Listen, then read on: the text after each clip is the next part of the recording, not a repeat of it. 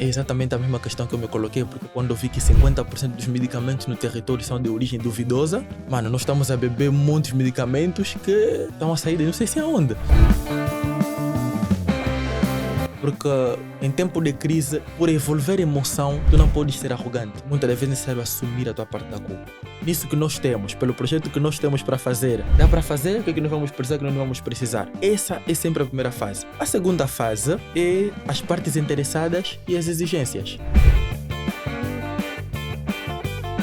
Tu não podes falar se a diferença é significativa ou não entre antes do tratamento e depois do tratamento se você não fez um estudo estatístico. Vamos começar mais um episódio. Hoje vocês terão o privilégio de aprender bastante. Para quem está ligado aos serviços de saúde ou quem está ligado a outras áreas, poderá aprender bastante coisa neste conteúdo de hoje. Se tu gostas dos nossos vídeos, deixa o teu like, subscreva o canal. Não só também deixa o teu comentário com base às tuas dúvidas, para que elas sejam retiradas ao longo do tempo, né? Sejam esclarecidas pelos nossos convidados. E saiba que este podcast é realizado graças às empresas que têm dado todo o apoio, como a Hydrolife, a Elenio Pay, a Cofre Cash e a Bri Assessores. Estas empresas, se tu queres solicitar os serviços das mesmas, podes clicar nos links abaixo, que estão na descrição, para que tu possas solicitar o serviço que tu desejas. Então hoje eu tenho o prazer de falar com Lucano Felipe Sebastião. Ele que vai falar sobre management da qualidade e segurança sanitárias em unidades hospitalares. Embora tu já ouviste o tema em unidades hospitalares, saiba que é algo bom que vem para aí. Então, como estás? Estou muito bem, obrigado. De França para Angola, nós estamos a ser internacionais agora. Exatamente. Quando se faz um bom trabalho, de certeza que se consegue atrair pessoas de zonas diferentes. Já boa tarde a todos que nos acompanham e muito obrigado pelo convite. Eu vou direcionar mais ou menos assim. Porque assim agora consigo ouvir-te perfeitamente. Então vamos lá, é um tema bastante interessante para se conversar, tendo em conta que nós, não é, ao longo do tempo vamos melhorando o nosso sistema sanitário. Não é? Ideias como as tuas, não é, vêm dado muito contributo para o desenvolvimento da saúde em Angola. Exatamente. A questão do management da qualidade, é necessário saber que a expressão management tem a expressão gestão como uma palavra sinônima e a qualidade é uma coisa que se gere. A qualidade dos serviços, a qualidade dos produtos é uma coisa e a qualidade dos processos também. São coisas que são geríveis, nós precisamos gerir esta mesma qualidade. Então, nós em termos industriais, para contextualizar um pouco as pessoas, o management da qualidade foi uma ferramenta inventada por ingleses, mas foi aprimorada pelos japoneses depois da Segunda Guerra Mundial. Os japoneses queriam alavancar a economia do país, então utilizaram essa ferramenta, management da qualidade, que é para poder aprimorar e melhorar a economia do país. Com o sucesso que essa ferramenta teve, ela se estendeu para todas as indústrias. Hoje em dia, em todas as grandes instituições do mundo, existe o management da qualidade. E nós queríamos trazer essa ferramenta para a nossa realidade, porque em países como a França, a Alemanha, é obrigatório. O governo exige por lei que todos os hospitais tenham um sistema de management de qualidade e segurança sanitária, que é para poder melhorar a qualidade dos serviços prestados. Mas quais são os critérios que as instituições hospitalares devem obedecer para que a sua qualidade deva ser mantida ao longo do tempo? Pronto, os critérios que devem obedecer existem referenciais. Porque a conformidade ou a não conformidade depende sempre de alguma coisa. Não podemos dizer que isto está conforme ou não está conforme se não termos um referencial que é para termos que nos basear. Então, existem referencial, por exemplo, em França, eles têm o HAS, que é um referencial que permite com que os hospitais sejam certificados como hospitais de alta qualidade de serviço, de média qualidade, ou então hospital não certificado, que são hospitais que apresentam um serviço não de muito boa qualidade. Então, estes critérios dependem do referencial pelo qual o hospital pretende se submeter. Se for um hospital que tem boa relação com a francofonia, com a França, pode submeter ao referencial HAS. Uau! Mas normalmente o sistema de saúde baseia-se pelo Ministério. O Ministério cria os seus critérios em si e os hospitais são obrigados a estabelecer ou a seguir esses critérios mediante a posição hospitalar de cada um, né? Porque há hospitais que desempenham, ou clínicas privadas que desempenham serviços com um ligeiro risco e estas, por sua vez, têm a tendência de seguir o rigor de permanecer aquela qualidade suficiente ao longo do tempo. Bem, o management da qualidade, no final do dia, os objetivos é isso, é estar em conformidade com os decretos, com os regulamentos elaborados pelas entidades que lideram, não é?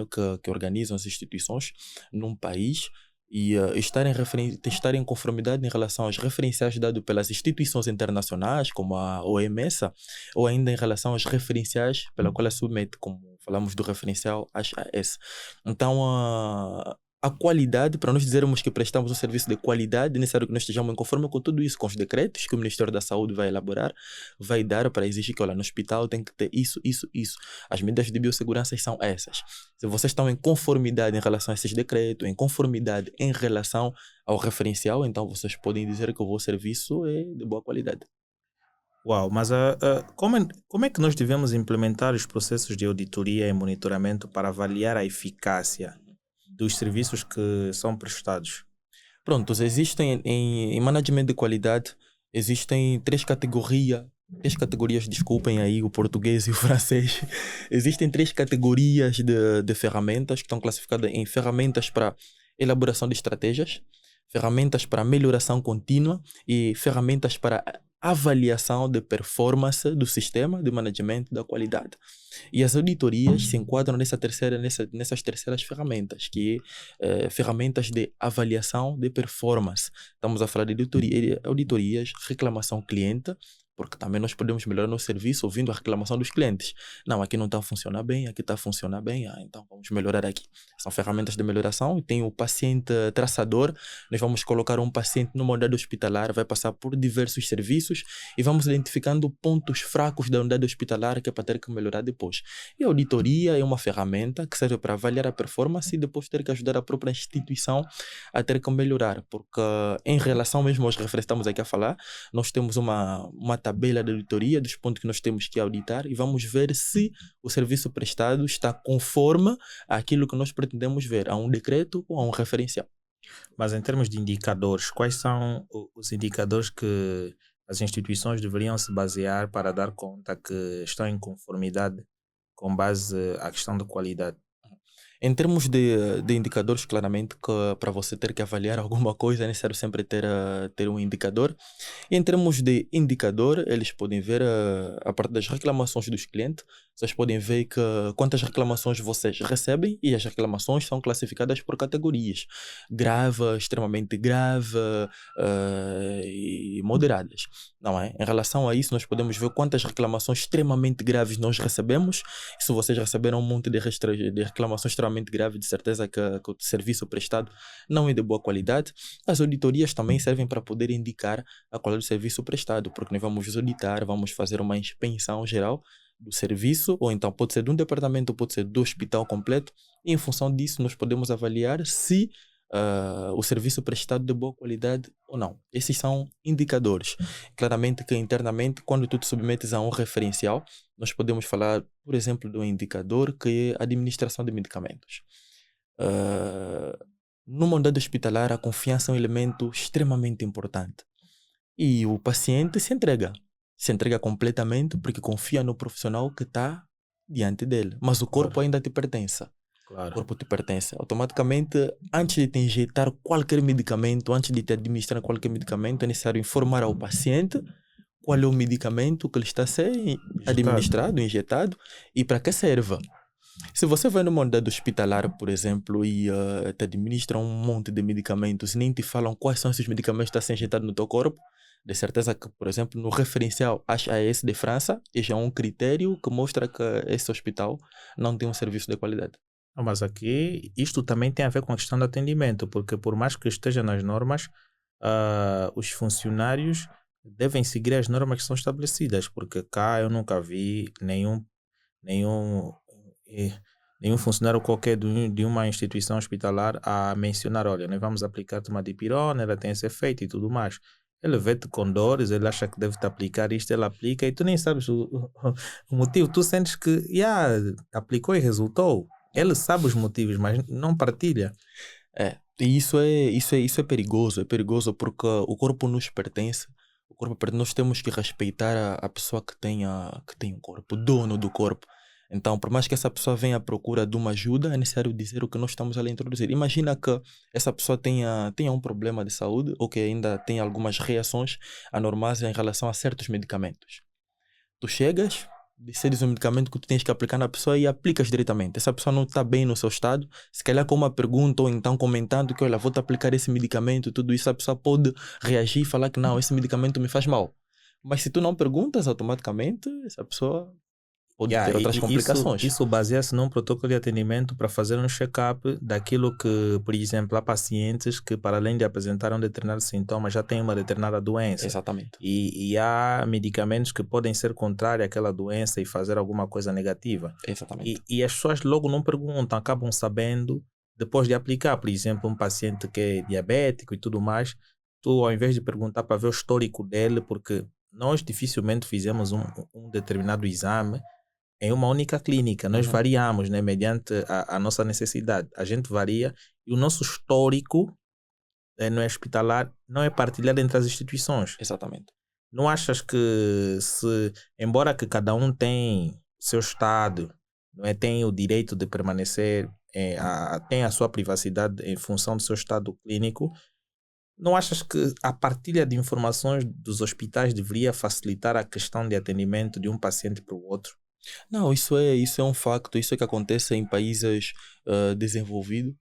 O doutor tem todas as informações necessárias sobre o paciente, porque se calhar o paciente veio de um ponto do país e apanhou a doença num outro ponto do país, precisa de um atendimento médico, muitas das vezes chega num estado se calhar inconsciente, não consegue falar. Com o histórico médico do paciente, o doutor pode tomar certas posições, certas decisões. Porque a qualidade das informações que nós temos à disposição influencia na qualidade das decisões tomadas. Se tu tens informações que não são de boa qualidade, as tuas decisões não serão de boas qualidades. Mas se tu tens o histórico, tu tens boas informações. Então a chance de que tu tomes boas decisões são grandes. Então é super importante essa partilha de informações entre as instituições. E só para ressalvar, por exemplo, no referencial a essa de França, existem 3 capítulos. O primeiro capítulo só trata do paciente, para ter que determinar se a instituição é de boa qualidade ou não. O primeiro capítulo é só o paciente. Nesse capítulo tu vais ver que os objetivos são o paciente é informado e o seu envolvimento é solicitado no processo de tratamento. Ou seja, antes de começar o tratamento, nós queremos saber, olha, essa é a modalidade de tratamento, o que é que você acha? É necessário pedir a opinião do paciente. Tem um dado aqui que é muito curioso, e quando eu escrevi o livro eu fui descobrindo essas coisas. Simplesmente 20% dos processos ou dos métodos aplicados nos hospitais é que são comprovados cientificamente. O resto, 80% não tem comprovação científica, então nós podemos ter uma margem de perguntar ao paciente, olha, o que é que você acha disso? No teu tratamento vai ser assim, assim, assim. O que é que você acha, por exemplo, ao invés de colocarmos um gesto diretamente sem te perguntar, olha, temos uma outra opção. É sempre necessário olhar para outras opções. E esse envolvimento do paciente no seu processo de tratamento é super importante, porque se tu te sentes envolvido, a chance de você abandonar o tratamento reduzem. Porque te envolveram diretamente no processo. Aquele abandono da medicação é já mais reduzido. Depois tem o paciente respeitado. Nós somos pessoas, nós temos nossa dignidade. Independentemente de estarmos incomodados, nós temos a nossa dignidade. E muitas das vezes as pessoas são tratadas sem dignidade nenhuma nos hospitalares. Até tem uma expressão que eu ouço muito em Angola: o corpo só tem importância quando a pessoa está de boa saúde. Então, e te abandonam, mano. Por vezes encontras as pessoas só com um panozinho, a dignidade da pessoa não é respeitada porque está doente. E isso faz parte dos critérios para que o hospital seja qualificado, certificado de boa qualidade. E tem a parte dos familiares que são envolvidos no plano de tratamento, tem as condições de vida e do vínculo social do paciente são levados em conta. Porque tem pessoas que nós temos nossas culturas, nós temos os nossos hábitos. Claramente que a forma como você vai tratar alguém que vive em Luanda e a forma que você vai tratar alguém que, por exemplo, saiu de um Diva, passou lá toda a vida dele, não é a mesma. Porque a cultura e a tradição influencia também. Influencia. E tudo isso tem que ser levado em conta. Então, o primeiro capítulo só trata do paciente. Nós temos um segundo capítulo que fala dos equipamentos, de equipes de tratamento. Será que existe uma coordenação entre a equipe de tratamento? Por exemplo, quando sai um serviço, vem um outro serviço, essas duas equipas estão bem coordenadas. Não chegam mais no paciente. Você quem? Quem te atendeu? Te deram o quê? É o que acontece realmente aqui. É. Isso aqui é bastante. É constante, né? Uhum. O próximo médico que vem atender, ele pergunta a ti: olha, quem foi o doutor que atendeu-te? E tu, com a tua dor, ainda ficas a olhar: pô, mas vocês não têm nenhuma conexão, nem nada. Será que não tem uma câmera para tu veres que o doutor X é que estava a atender-me? É. Porque fica mesmo bem constrangedor. E se calhar ele, ao invés de ele ter um relatório para saber o que o paciente tem, ainda chega e te pergunta: qual foi o resultado? E é isso, se não tem essa coordenação entre as equipas, essa continuidade do trabalho, claramente que o hospital não tem um serviço de boa qualidade. E depois a prescrição de medicamentos. O próprio tratamento, a pertinência do tratamento em si, será que é discutido entre a equipa? Não é que o doutor Lucano decidiu e vou dar esse tratamento. Acabou. Será que eu vou ver outros doutores? Olha, esse é o tratamento que eu pretendo aplicar nesse paciente. O que é que vocês acham? É pertinente ou não? Quais são os prós, quais são os contras? Ter uma opinião diferente sempre de outros médicos é uma questão importante para ter que avaliar também se o hospital é de boa qualidade. Agora, tem doutores que acham que esse medicamento A é bom para esse paciente e acabou. Não se discute mais a pertinência desses medicamentos. E claramente que se o hospital tem essas práticas, o serviço prestado não é de qualidade. Mas tocou num ponto bastante interessante, porque parece que a questão de recomendação de medicamentos é sugerida mediante a doutor para doutor. Uhum. Porque tu podes passar em 10 doutores e cada um te sugerir algo diferente. Exatamente. Mas ele se calhar não avalia o teu corpo se reage bem a este medicamento ou aquele e tudo mais. Não fazem uma análise se tu és alérgico a isto, isso te faz mal. Eles apenas chegam: olha, acho que antibiótico, e parece que é tudo a mesma coisa. Uhum. E se tu fores no outro doutor, vai te recomendar algo. E eu em particular já fiz um tratamento em que eu fiquei 1 mês a fazer aquele tratamento, não resultou. É. E depois voltei à clínica, fiz um outro tratamento, não resultou. Troquei de clínica, fiz um outro tratamento, resultou. E eu fiquei a me perguntar: pô, já gastei valores ali, passei muito tempo ali, imagina que tudo aquilo que eu tomei durante aquele tempo me fizesse tão mal ao ponto de perder a vida. E depois os medicamentos têm sempre efeitos colaterais. Os medicamentos têm sempre efeitos colaterais e quando não atingem os objetivos, mano, é um risco que tu correste para absolutamente nada. E é claramente porque não se discute a pertinência dos tratamentos. Hoje em dia nós temos um grave problema que é a biorresistência. Não sei se vocês já ouviram falar de biorresistência, mas a biorresistência é a resistência das bactérias mediante os antibióticos. Ou seja, muitas bactérias desenvolveram essa resistência e os antibióticos são completamente ineficazes. Por quê? Porque nós gerimos muito mal os antibióticos. E hoje em dia a OMS estima que se nós não encontrarmos novas famílias de antibióticos até 2050, 50% da população vai morrer por causa da biorresistência. E quando nós olhamos, por exemplo, uma pessoa que tem uma simples gripe vai no hospital, tem médicos que prescrevem antibióticos. E, portanto, a gripe é uma doença viral. E os antibióticos são completamente ineficazes contra vírus. Então, a pessoa que tem uma gripe vai pegar um antibiótico na farmácia. Não essa coordenação nem entre as farmácias, nem entre os hospitais. Porque uma pessoa pode acordar e vou na farmácia, não vou pegar um antibiótico. E pega o antibiótico. E quanto mais as bactérias são expostas a esses antibióticos, mais desenvolvem a resistência contra os antibióticos. E outra coisa, por exemplo, as dores de barrigas. Deixa eu já dizer aqui para as pessoas entenderem um bocado. A minha especialização no mestrado em microbiologia, então entendo muito bem de micro-organismos. Nós temos um fenômeno que as dores de barriga, normalmente aquela dor de barriga bem intensa que você apanha, 2, 3 dias passa. 80% das dores de barriga são causadas por vírus e não por bactérias. Então, se tu vais no hospital, dor de barriga, o médico olha, não, vou te prescrever um antibiótico, te dá um antibiótico. Primeiro que não vai fazer absolutamente nada, porque a probabilidade de que a tua dor de barriga seja causada por vírus é enorme. Temos aí os norovírus, os vírus sem envelope, que são vírus que causam geralmente as dores de barriga. Então, te prescreve um antibiótico para absolutamente nada. E as pessoas muitas das vezes bebem aquilo 2, 3 dias, acabaram de beber aquilo, passou, porque essas doenças virais, assim, como a dor de barriga, passam rápido, sozinho, 3 dias passam. Quando as pessoas vejam o que passou, o que é que fazem? Descartam os antibióticos. E o descarte que fazem é um descarte muito mal feito. Automaticamente, as bactérias que estão no meio entram em contato com esses antibióticos e desenvolvem a resistência. Alguns anos depois, voltas porque tens um problema que merece um antibiótico, te prescreve os antibióticos, já não serve para nada. Porque as bactérias se tornaram resistentes. Então, mesmo a prescrição, quando é para prescrever um medicamento, em França, para te prescreverem um antibiótico no médico, tem que discutir com os outros. Tu não podes ir em França, numa farmácia, e comprar um antibiótico. Não vão te dar, sem uma receita. Ninguém te dá o antibiótico, porque nós estamos num sinal vermelho. Se nós não mudarmos a situação, até 2050, estamos em perigo.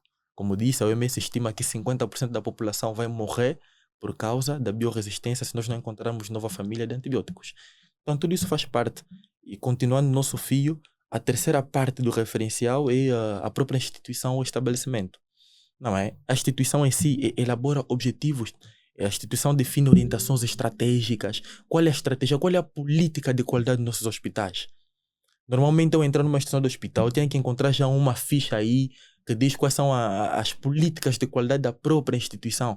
A governança da instituição faz demonstração de liderança ou não. A instituição promove o trabalho coletivo com a população local que está ao lado ou não.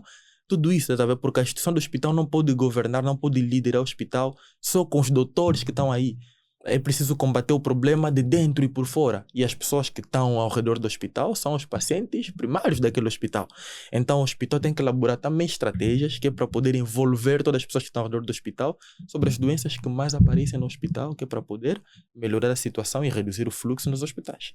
Isso significa dizer que o hospital tinha que fazer uma coleta de feedbacks de vários pacientes para poderem dar informações quanto ao seu histórico, quanto ao atendimento, e assim eles poderão melhorar, né, ao longo do tempo, que é o que não se faz aqui, porque também falou de um ponto bastante interessante que é sobre a questão de encontrar pacientes que não são bem tratados em algumas instituições hospitalares, que deve-se muito ao fator humano, né? Nós começamos a desenvolver ao longo do tempo falta de amor ao próximo, e depois com o número limitado de hospitais, não é? Dificulta um pouquinho a questão do atendimento, porque se tivéssemos mais hospitais ao longo da cidade, nós poderíamos ter pacientes descentralizados nas diversas comunidades, né? E hoje muita gente acaba migrando para um único centro e aquilo fica uma enchente, mas não é admissível que as pessoas fiquem ali de panos a serem maltratadas pelo seu paciente. Eu já cheguei a um hospital em que o paciente está a sentir dores e o doutor está a olhar, tá a ver? Está mexendo no telefone. Como se nada fosse. Está a olhar. Então, mano, não vai passar. Mas tu estás a ver que o paciente está a sentir dores, estás a ver? Então, tu começas a se perguntar onde é que aquele cara estudou medicina ou estudou qualquer outra, né, qualquer outra área de saúde. Tu ficas a te perguntar, pô, esse cara podia ser a mãe, ou o pai, ou o primo, ou a irmã, e ali não se passa nada. Mas agora, quais são as práticas recomendadas para reduzir o tempo de espera? Porque aqui já existe uma falta de questões de histórico e ainda vem um outro ponto principal, que é o tempo de espera. Muitos pacientes acabam esperando muito tempo para serem atendidos. E esse tempo de espera muitas das vezes não está ligado à demanda, né? Porque cada paciente tem o seu próprio tempo estabelecido para ser atendido. Há pacientes que demoram muito tempo, por exemplo, há clínicas aqui, há hospitais, que para tu seres atendido, tu com uma ferida pequena, tu podes demorar aí 3, 4 horas. E um paciente que entra em estado grave, muitas das vezes não entra de forma urgente. Pode demorar aí 10 minutos até entrar. Só para ressaltar o teu primeiro comentário sobre essa desconfiança, para que as pessoas, por vezes, o fluxo é mais orientado para um hospital em relação a outros. Deixa eu dizer que esse livro nasce de uma questão quase similar. Qual é o custo humano e financeiro causado pela desconfiança aos hospitais? Porque muitas vezes as pessoas preferem ter que recorrer a tratamentos não convencionais porque não confiam nas unidades hospitalares. Preferem procurar um senhor que está numa mata do que ir no hospital, porque não têm confiança, têm mais confiança naquele senhor na mata do que no hospital. Muitas das vezes as pessoas preferem se automedicar do que ir ao hospital. E tem pessoas claramente também que abandonam o tratamento, abandonam a medicação meio ao tratamento porque não têm confiança suficiente. 2, 3 dias não aparece. Esse doutor também já se enganou. Não há confiança o suficiente. E essa desconfiança não é só causada pelo fator humano. O fator humano que citaste é super importante. Claramente a forma como os pacientes são tratados. Eu já ouvi alguém que é formado em medicina, não vou aqui citar nomes, dizer que o paciente não dá para lhe tratar bem. Se você lhe tratar bem, vai voltar mais. Tem que lhe tratar mesmo mal. Se você lhe tratar bem, vai voltar mais. E tipo, não tenha... É incrível, mano. Eu quando ouvi isso, eu disse, meu Deus, não é possível. Então nós temos o tratamento humano, nós temos essa questão dos diagnósticos errados, nós temos diagnósticos errados claramente que conduzem a tratamentos errados. Nós temos a questão das infecções hospitalares. Em infecções hospitalares faz menção de toda aquela... Tu entras com uma patologia e sais com outra que tu adquires estando no hospital. Todas essas questões fazem... Os assédios também. Tem muita gente que sofre assédio nos hospitais aqui. Eu já falei com meninas, por exemplo, que dizem que tu estás doente. O doutor está a conquistar, mano. É muito assédio moral, assédio sexual, assédio... Mano, é muito assédio que as pessoas sofrem. No final do dia, todos nós acabamos ganhando certos traumas. Hoje em dia, em Angola, existem hospitais. Se você falar na pessoa, vai naquele hospital, fala, aí não se sai vivo. Para ver como é que as pessoas não têm... Isso é verdade. Eu não quero citar aqui nomes de instituições, mas tem hospitais que a pessoa quando... Não, aí não se sai vivo, não vou lá, mano. Não têm confiança. E essa desconfiança mata pessoas todos os dias. Mata a pessoa todos os dias, porque tem o teu primo, meu pai, que só vai no hospital quando por vezes já tentou tudo. Porque não ter confiança não vai logo no princípio da doença. Tenta ir procurar um pai que está numa mata, tenta se automedicar, depois quando vemos que não tem solução, vai no hospital, se calhar já é tarde 1 hora. Acaba por perder a vida. E essa desconfiança custa dinheiro e custa vidas, todos os dias. É por isso que é necessário nós termos um management de qualidade nos nossos hospitais, que é para termos que melhorar a qualidade dos serviços, para ter que aumentar a confiança das pessoas nas unidades hospitalares. Porque senão esse fenômeno vai continuar a matar vida, vai continuar a matar pessoas todos os dias e nós nem nos questionamos. Nós não paramos para pensar qual é o custo, mano, quantas pessoas morrem todos os dias por causa da desconfiança. Quando alguém que poderia ir no hospital vai procurar um senhor charlatão numa mata, ele administra alguma coisa, depois acaba por morrer, mano, é mais uma vítima da desconfiança das unidades hospitalares. Nós temos que falar disso, nós precisamos refletir acerca disso. É por isso que é necessário que os nossos hospitais tenham gestionários de qualidade dentro. Pessoas que só se ocupam a gerir a qualidade. E perguntaste sobre a questão da redução do tempo. Aqui é um exemplo que eu trago no livro, porque é um fenômeno muito presente na nossa sociedade. O tempo de espera. E tem pessoas que morrem porque é tempo de espera. E eu acho que o nosso tempo de espera começa ainda na porta. Tens que convencer o segurança para entrar. Até você convencer o segurança e entrar, já passaste um tempo de espera e tanto. E para ter que reduzir o tempo de espera, mano, é uma questão de metodologia. Triagem. Quando você me diz, por exemplo, que tu tens uma ferida na perna e tu ficas 3 horas, isso pode ser grave ou não, é relativo. Grave ou não no sentido de que se no hospital tiver muitos pacientes, é necessário que os médicos, os enfermeiros, triem os pacientes em função da gravidade. Em função da gravidade, claramente, a pessoa que tem uma ferida na perna, não corre risco nenhum de vida. Mas uma pessoa, por exemplo, que fez um AVC, corre risco de vida. Então é necessário triar, uma boa triagem. Mesmo as pessoas que têm problemas pequenos vão ser atendidas muito mais rápido, muito mais facilmente. Então nós precisamos triar de forma correta, analisar o histórico médico da pessoa durante a triagem, e os sintomas com que a pessoa chegou. A pessoa chegou aqui, como é que ele chegou? Na temperatura, a pressão, como é que está? Qual é o histórico? Porque tem doenças que por vezes tu não vês sintomas, a pessoa está a se sentir mal, mas a temperatura está normal, a pessoa está a te falar, eu estou a me sentir mal. Não, então é necessário saber também o histórico, o médico da pessoa, se aquela pessoa sofre já de um problema, e em função disso tu vais triar. Nas pessoas que estão muito graves aqui, as pessoas graves aqui, as pessoas que estão de forma moderada aqui, as pessoas que não correm risco de vida. Aí começamos a atender as pessoas muito graves. Depois de atender essas pessoas, vamos atender as pessoas graves, as pessoas que estão mais ou menos, epá, vamos atendendo aos poucos. Porque o importante é, o objetivo é salvar vidas. Se for salvar vidas, nós não podemos atender por ordem de chegada. Claro. Não, eu cheguei primeiro. Não, mano. Tu estás a correr um risco de vida. Se estás tudo bem, tem que te atender imediatamente, na hora.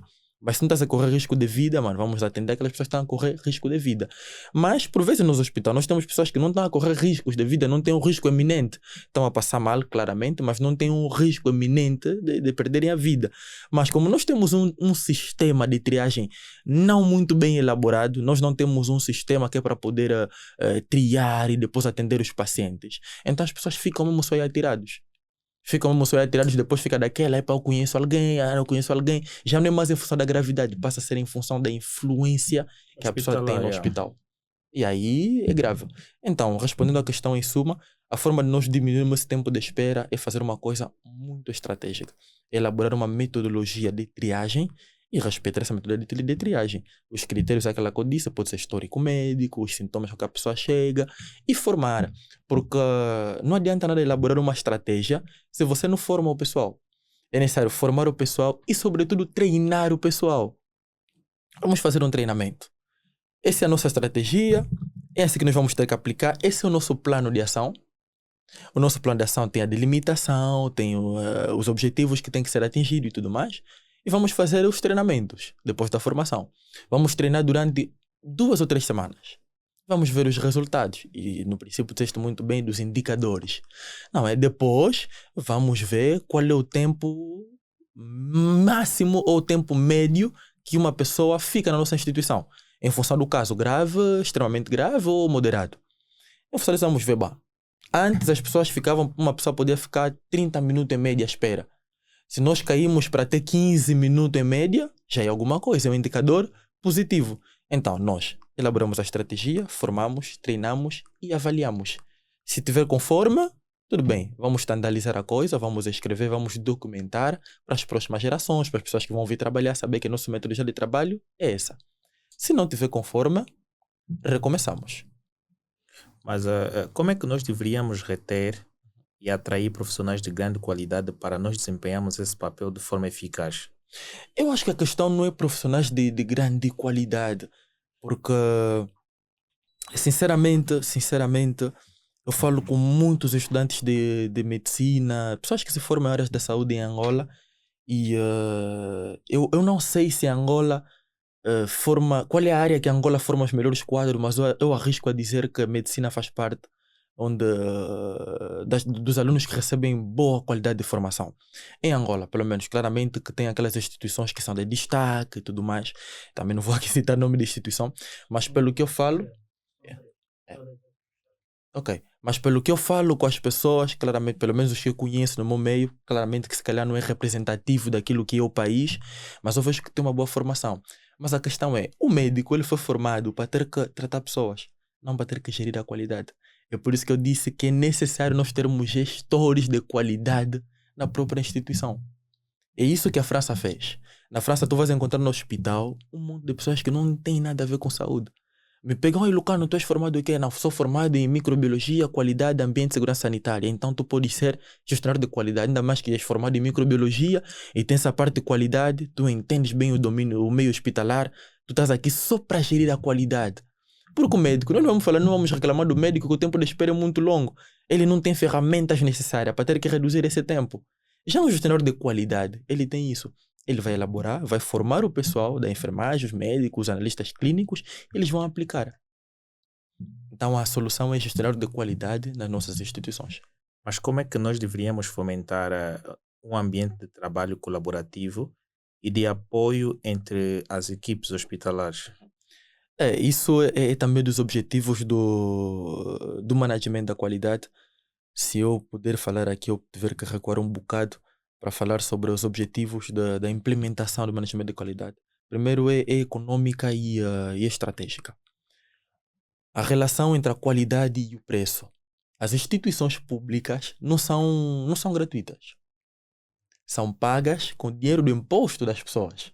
Então, quando tu vais numa instituição de saúde, que seja pública, não está a te fazer favor nenhum. Então, é necessário que a qualidade do serviço prestado tenha um coeficiente, não, vamos dizer, positivo com o investimento que se faz. O governo investe nesses hospitais, porque nós pagamos nossos impostos, é necessário que a qualidade seja boa. E o management da qualidade ajuda a ter essa razão equilibrada, qualidade e preço. Depois temos o controle de gastos. Claramente que se você resolve os problemas não de forma metodológica, vai gastar um monte de dinheiro, por vezes, desnecessariamente. E o management da qualidade, ele como está aí para gerir a qualidade, ele analisa absolutamente tudo. Se temos que comprar uma máquina, essa máquina é realmente essencial, quanto é que custa, quanto é que não custa, temos uma outra alternativa. O controle de gastos é super, hiper, mega importante. Muitas das vezes eu vejo aí concurso público atrás de concurso público, atenção. Os homens do Ministério da Saúde sabem porque é que fazem todos os concursos públicos, mas muitas das vezes o problema não passa no aumento no aumento dos profissionais. Muitas das vezes os problemas passam em gerir a qualidade. Porque, por exemplo, estamos aqui a falar da redução do tempo. Podes acrescentar um monte de profissionais, mas se vocês não gerem, não têm um bom método de trabalho, de nada vai adiantar. As pessoas vão continuar aí sempre a tempos de esperas absurdos. Então, muitas das vezes o problema não passa pelo aumento do pessoal, mas sim pela gestão da qualidade, pelo management da qualidade. E nós temos a satisfação das partes interessadas. O que nós chamamos de partes interessadas são todas aquelas pessoas que influenciam ou se sentem influenciados pelos resultados da instituição. Nós somos uma parte interessada, a população em si. Os pacientes, seus familiares. As instituições de saúde são partes interessadas. Estamos a falar aqui, atenção, nosso objeto de observação é o hospital. As instituições de informação de saúde são partes interessadas. O governo é uma parte interessada. Porque em países como os nossos, em que o governo é que gere os hospitais, temos o Ministério da Saúde, a qualidade do serviço prestado influencia na imagem do governo.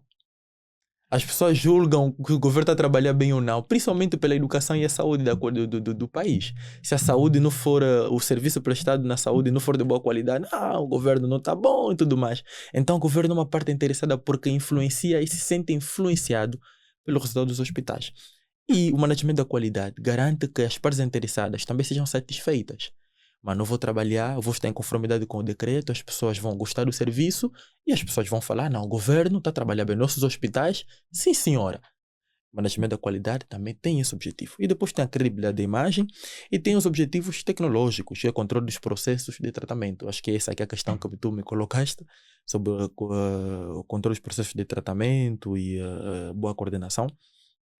O management da qualidade garante a eficácia e a segurança dos tratamentos e dos processos. Nada é aplicado em alguém sem saber exatamente o que tem. Para ter que entrar um medicamento no hospital, management da qualidade. Trata primeiro, tem a qualidade dos processos, qualidade dos fornecedores, qualidade dos serviços.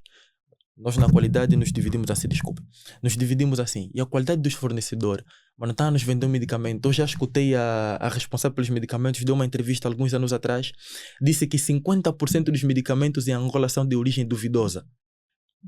Tipo, eu fiquei, como assim? 50%? Mas tem uma instituição sanitária que controla tudo isto. Onde é que estes medicamentos passam? Qual é o controle que é adotado para que esse consumo seja maior? Mano, é exatamente a mesma questão que eu me coloquei, porque quando eu vi que 50% dos medicamentos no território são de origem duvidosa, mano, nós estamos a beber muitos medicamentos que estão a sair de não sei se aonde.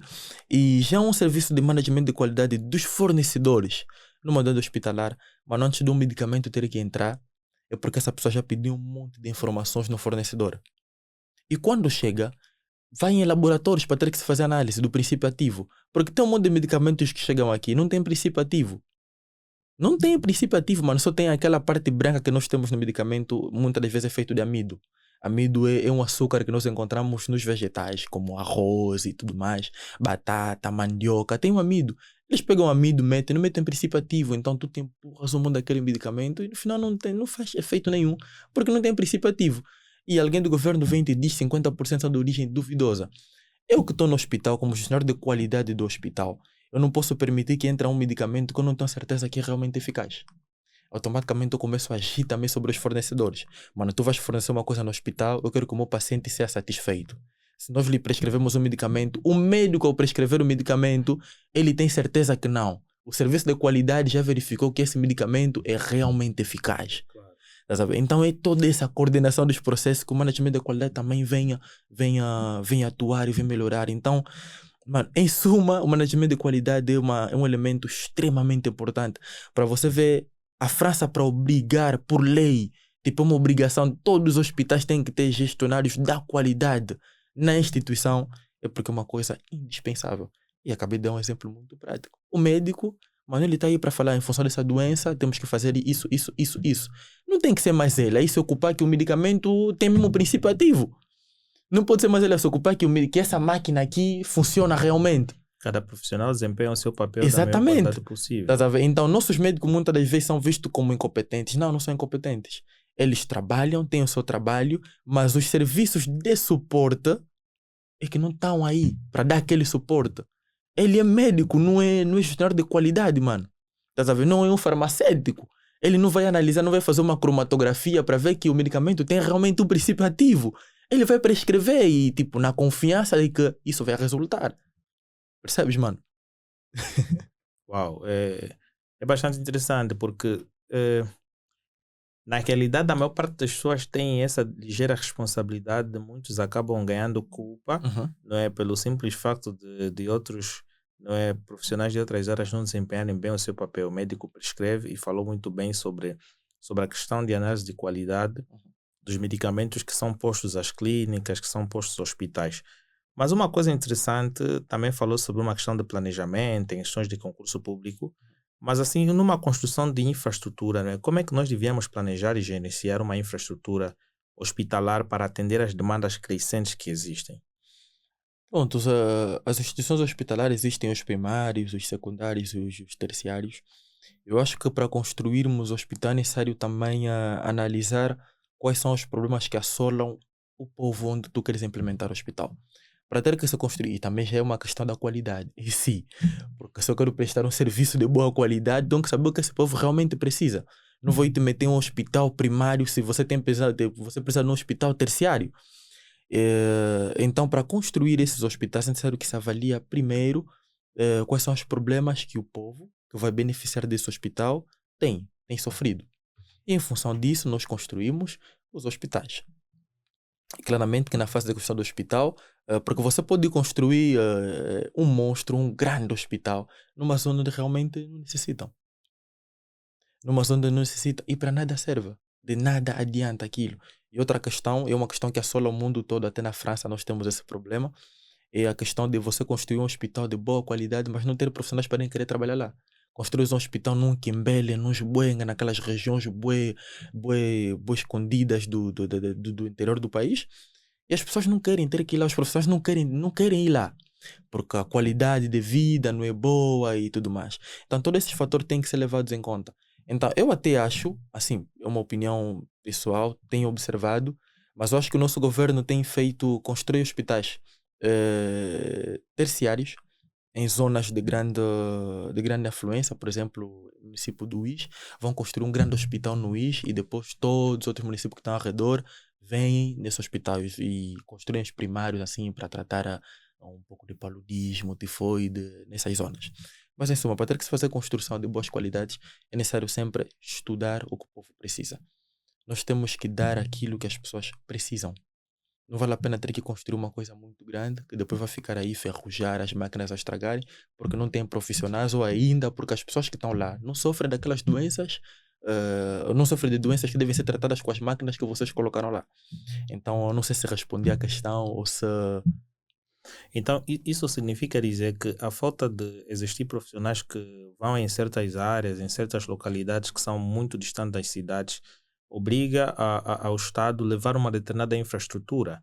Por exemplo, se aquela zona não está desenvolvida, vou levar um certo desenvolvimento para que as pessoas se sintam-se acolhidas e prestam um serviço sem que ter que pensar em voltar para a cidade, que é onde ele considera que é um ambiente mais favorável e tudo mais. Se as moradias ou as instituições aí favorecem o seu bem-estar ao redor, também incentiva ela a ficar naquela zona de forma tranquila e prestar um serviço bom. Exatamente. Exatamente. É necessário porque a qualidade ele olha para os clientes, mas também olha para os profissionais. Tu não vais melhorar a qualidade de um serviço se o teu funcionário está descontente. É necessário meter o teu funcionário contente para ele ter que aplicar aquilo que vocês elaboraram para melhorar a qualidade do serviço. Então é necessário dar boas condições de vida aos nossos profissionais de saúde, porque eu digo sempre, estudar é muito difícil. Estudar é extremamente difícil. Então uma pessoa que passou por um sacrifício de 5, 6, 7 e em medicina por vezes chegam a 10 anos de estudo, uma pessoa que passou 10 anos a estudar, tu não podes ir lá tirar num sítio onde não tem condição nenhuma. Então é necessário construir boas infraestruturas e colocar pessoas colocar profissionais com boas condições para terem que ficar aí. Ou então, criar políticas para que se formem pessoas daquela região. Vamos formar pessoas dessa região, nessa área que nós estamos a precisar, e essas pessoas ficam aí. Nós, por exemplo, em França, mais uma vez, eu vivo numa vila que se chama Cognac e trabalho numa empresa de Cognac. E a única formação que tem aí, naquela zona, ou a formação, gira em torno do Cognac. Ou seja, toda uma vila vive através do Cognac. Eles formam profissionais de Cognac. Para quê? Para que esses profissionais, em vez de ficarem a procurar profissionais que vêm de outras zonas muito distantes, depois ficam, mas é muito distante, tenho família. Eles formam pessoas que nasceram aí, viveram aí nesse domínio, e são essas pessoas que trabalham aí. Podemos fazer exatamente a mesma coisa. Vamos formar pessoas em medicina nessas zonas. Vamos construir instituições de saúde nestas zonas. Isso dá garantia de que pessoas, se tiverem que crescer mais acima daquilo em relação ao ponto que já estão, vão para outras localidades e fazem uma outra formação. Exatamente. Para estarem inseridas naquele meio em que eles estão. Exatamente. Acabam dando uma solução daquilo que a sociedade realmente precisa naquele ponto. Isso é bem interessante. Olhar e ali não diríamos que tu estudas um monte de coisas e acabas aplicando para as pessoas aquilo que elas não necessitam. Uau, isso é bem interessante. Mas como é que nós deveríamos avaliar a questão de comunicação interna dentro das instituições? Tendo em conta que falamos um pouquinho daquela falta de comunicação entre médicos em função de um determinado paciente. Qual é o seu ponto de vista sobre essa questão? Olha, a falta de comunicação interna também mata pessoas todos os dias. Porque se vocês não comunicam de forma eficiente, não vão tratar os pacientes de forma eficiente. Porque tem pacientes que passam por vários serviços. Tem pacientes que começam num serviço de geriatria. A geriatria é um serviço que cuida de pessoas idosas. E depois vão para um serviço de fisioterapia, por exemplo.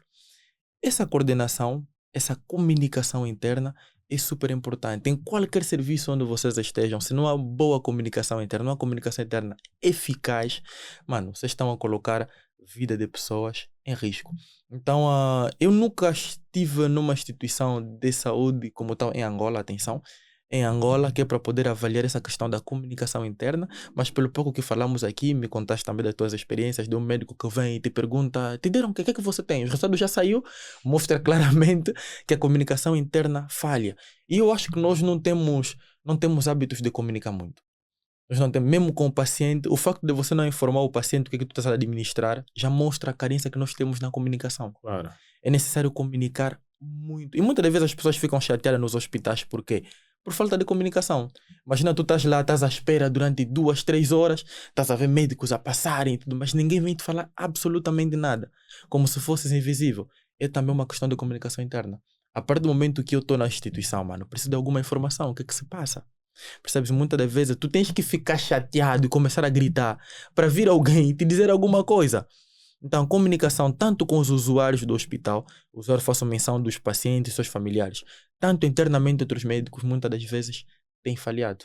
Eu já escutei experiências, por exemplo, de alguém que já feito um acidente, e o senhor chegou, água. Uma estagiária chegou e entregou água no senhor. Nós claramente que temos um problema de comunicação interna, porque quando a pessoa chega no estágio no hospital, quais são os procedimentos que essa pessoa passa antes de começar a trabalhar? É tipo, chegaste todo dia de estágio, fulano, vais trabalhar nesse serviço e tipo, foi. Não dá para ser assim, porque é um estudante, está em formação, tem um monte de coisas que precisa saber sobre as metodologias do hospital. Vais trabalhar no serviço, por exemplo, de enfermagem. Tu vais estar aí para fazer o atendimento primário dos pacientes. Qual é a nossa metodologia de triagem dos pacientes quando chegam? Como é que nós fizemos? Colocamos fita para os que são extremamente graves, uma fita vermelha, não sei, todas essas coisas. Quando em caso de acidente, qual é a reação que nós temos que ter? A instituição tem que ter documentos que tratam de tudo isso. E quando a pessoa chega num estágio, é necessário lhe falar, olha, você vai ficar aí nessa parte dos atendimentos, nas urgências.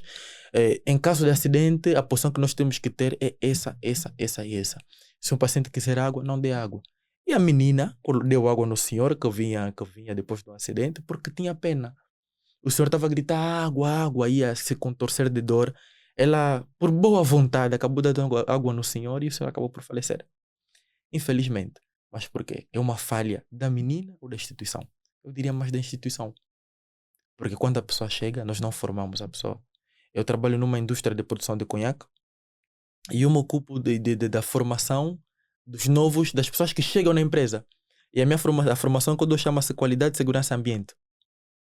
Eu explico todos os aspectos ligados à qualidade do nosso produto, explico todos os aspectos ligados ao ambiente, para nós termos que reduzir os nossos impactos ambientais, explico todos os aspectos ligados à segurança, porque nós não queremos que a pessoa morra no hospital. É importante, antes da pessoa fazer alguma coisa na instituição, nos hospitais, quando uma pessoa chega, qual é a formação que ele passa? Passa por todas essas formações. Não, vou trabalhar nesse serviço, tem que passar formação tal, antes de ocupar o posto. Não, muitas das vezes chegam, dão uma bata, assinam alguma coisa aí vai Começa a direito. exercer o seu papel como se fosse um experiente já. Exatamente.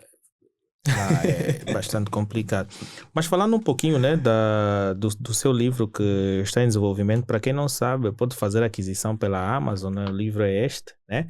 Vocês vão ter aí alguns aspectos a passar aqui na tela sobre aquilo que nós vamos abordar aqui sobre o livro. Na realidade, o livro aborda sobre as questões que nós estamos a discutir aqui, que é a qualidade dos serviços sanitários dos hospitais, né? E é bastante interessante. Aqui, só baseando-se no sumário, né, nós temos aqui questões bem interessantes sobre qualidade.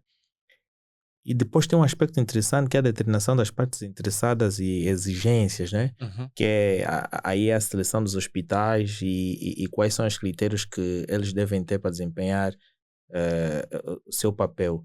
Falas um pouco sobre aquilo que está aqui, não é? Sobre aquilo que a implementação deste livro, as vantagens e o porquê. Qual é o problema que tu achaste para o desenvolvimento deste livro? Prontos, eu já frisei aqui até a questão que deu na ciência este livro, que é qual é o custo humano e financeiro causado pela desconfiança ou descrença aos hospitais. E esse livro é como um guia. É um guia onde eu forneço ferramentas que é para profissionais de saúde poderem gerir a qualidade do serviço prestado na própria instituição. Porque como instituição é complexa e tem várias atividades, existem processos de gestão ou administração, e nos processos de gestão e administração faço menção àquela parte que gera a instituição, que cria as políticas, cria as estratégias, que cria os indicadores de qualidade, aquela parte mais birótica, mais gabinete. E depois tem os processos de realização. Processos de realização faz menção aos processos que estão ligados diretamente com a atividade da instituição. No caso do hospital, claramente, que é o tratamento. Nesse processo de realização, por exemplo, nós vamos encontrar as consultação, serviços de urgência, análises clínicas, radiografia, exploração funcional. Exploração funcional, para quem não tem noção, é quando o médico tem que estar a palpar para ver se tem algum sítio a doer ou não. Isso é que nós chamamos de exploração funcional.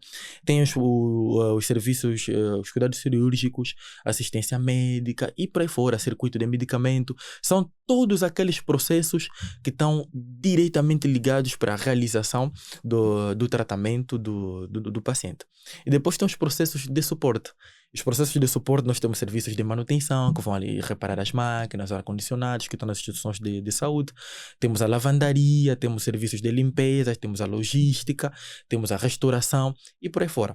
Então, nós temos numa instituição de saúde, três processos. Processos de gestão, processos de realização e processos de suporte. O management de qualidade age sobre todos esses processos. Então, a ideia do livro é também trazer ferramentas que ajudam na melhoração de todos esses processos. Eu trabalho na parte administrativa do hospital. Quais são as ferramentas que eu tenho que ter para ter que elaborar estratégias, planos de ação? Eu estou num processo de realização. Por exemplo, sou médico cirurgião. Eu quero saber se das 10 mil cirurgias que eu fiz durante 5 anos, quantas pessoas morreram, que é para ter que avaliar também a minha prática, que é para ter que avaliar a eficiência da minha cirurgia. Não é? Então, nós fornecemos ferramentas que é para poder fazer essa avaliação. E também, claramente, que um médico tem que saber elaborar sua própria plano de ação, suas próprias estratégias, tem que saber avaliar a qualidade dos serviços que ele fornece. E nós temos os processos de suporte, queremos mostrar bem claramente como é que uma instituição pode avaliar esse processo de suporte e mostrar também a importância deste processo de suporte.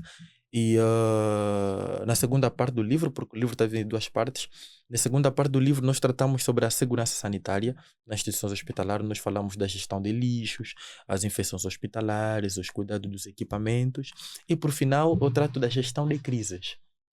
Porque no princípio nós falamos sobre a avaliação da performance das próprias instituições, mas também nós temos que falar sobre as questões que desestabilizam a performance do hospital. E as crises são elementos que desestabilizam a performance do hospital. E atenção, a crise, por definição, é um acontecimento de estresse intenso que desencadeia o nosso cérebro primeiro, ativa o nosso cérebro primário.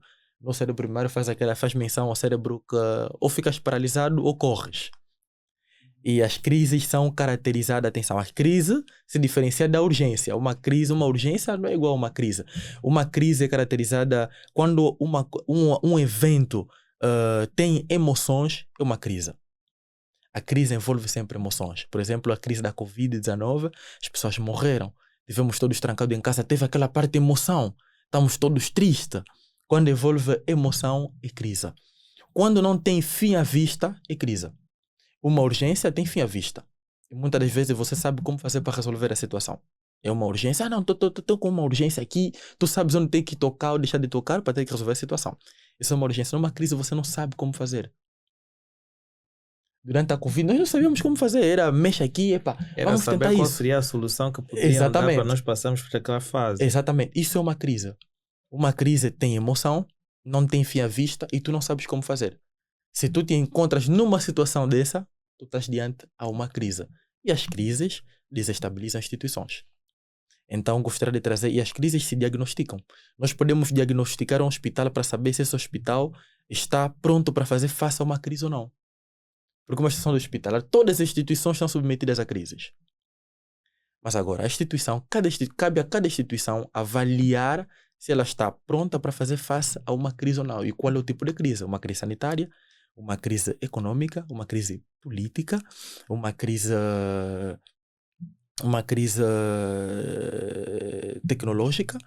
Não é? Porque também nós temos crise, porque infelizmente, eu não sei se é infeliz ou infelizmente, mas eu digo mesmo infelizmente, porque ainda não valorizamos a vida. Mas no hospital tem pessoas que morrem nos hospitais de forma tão escandalosa que em países do branco é uma crise tanta, mano. Porque tu tens a justiça em cima de ti, tens o Ministério da Saúde em cima de ti, tu tens um monte de instituição, direitos humanos em cima de ti. E tipo, aquilo é uma crise, mano. Muitas das vezes tu nem sabes como fazer para sair daquilo. E a maioria do povo já viu, e as mídias, eles gostam disso. As mídias onde tem uma crise... informação. A mídia onde tem uma crise, mano, porque envolve emoção. E quando envolve emoção, as pessoas estão aí, mas não podiam, porque aconteceu isso.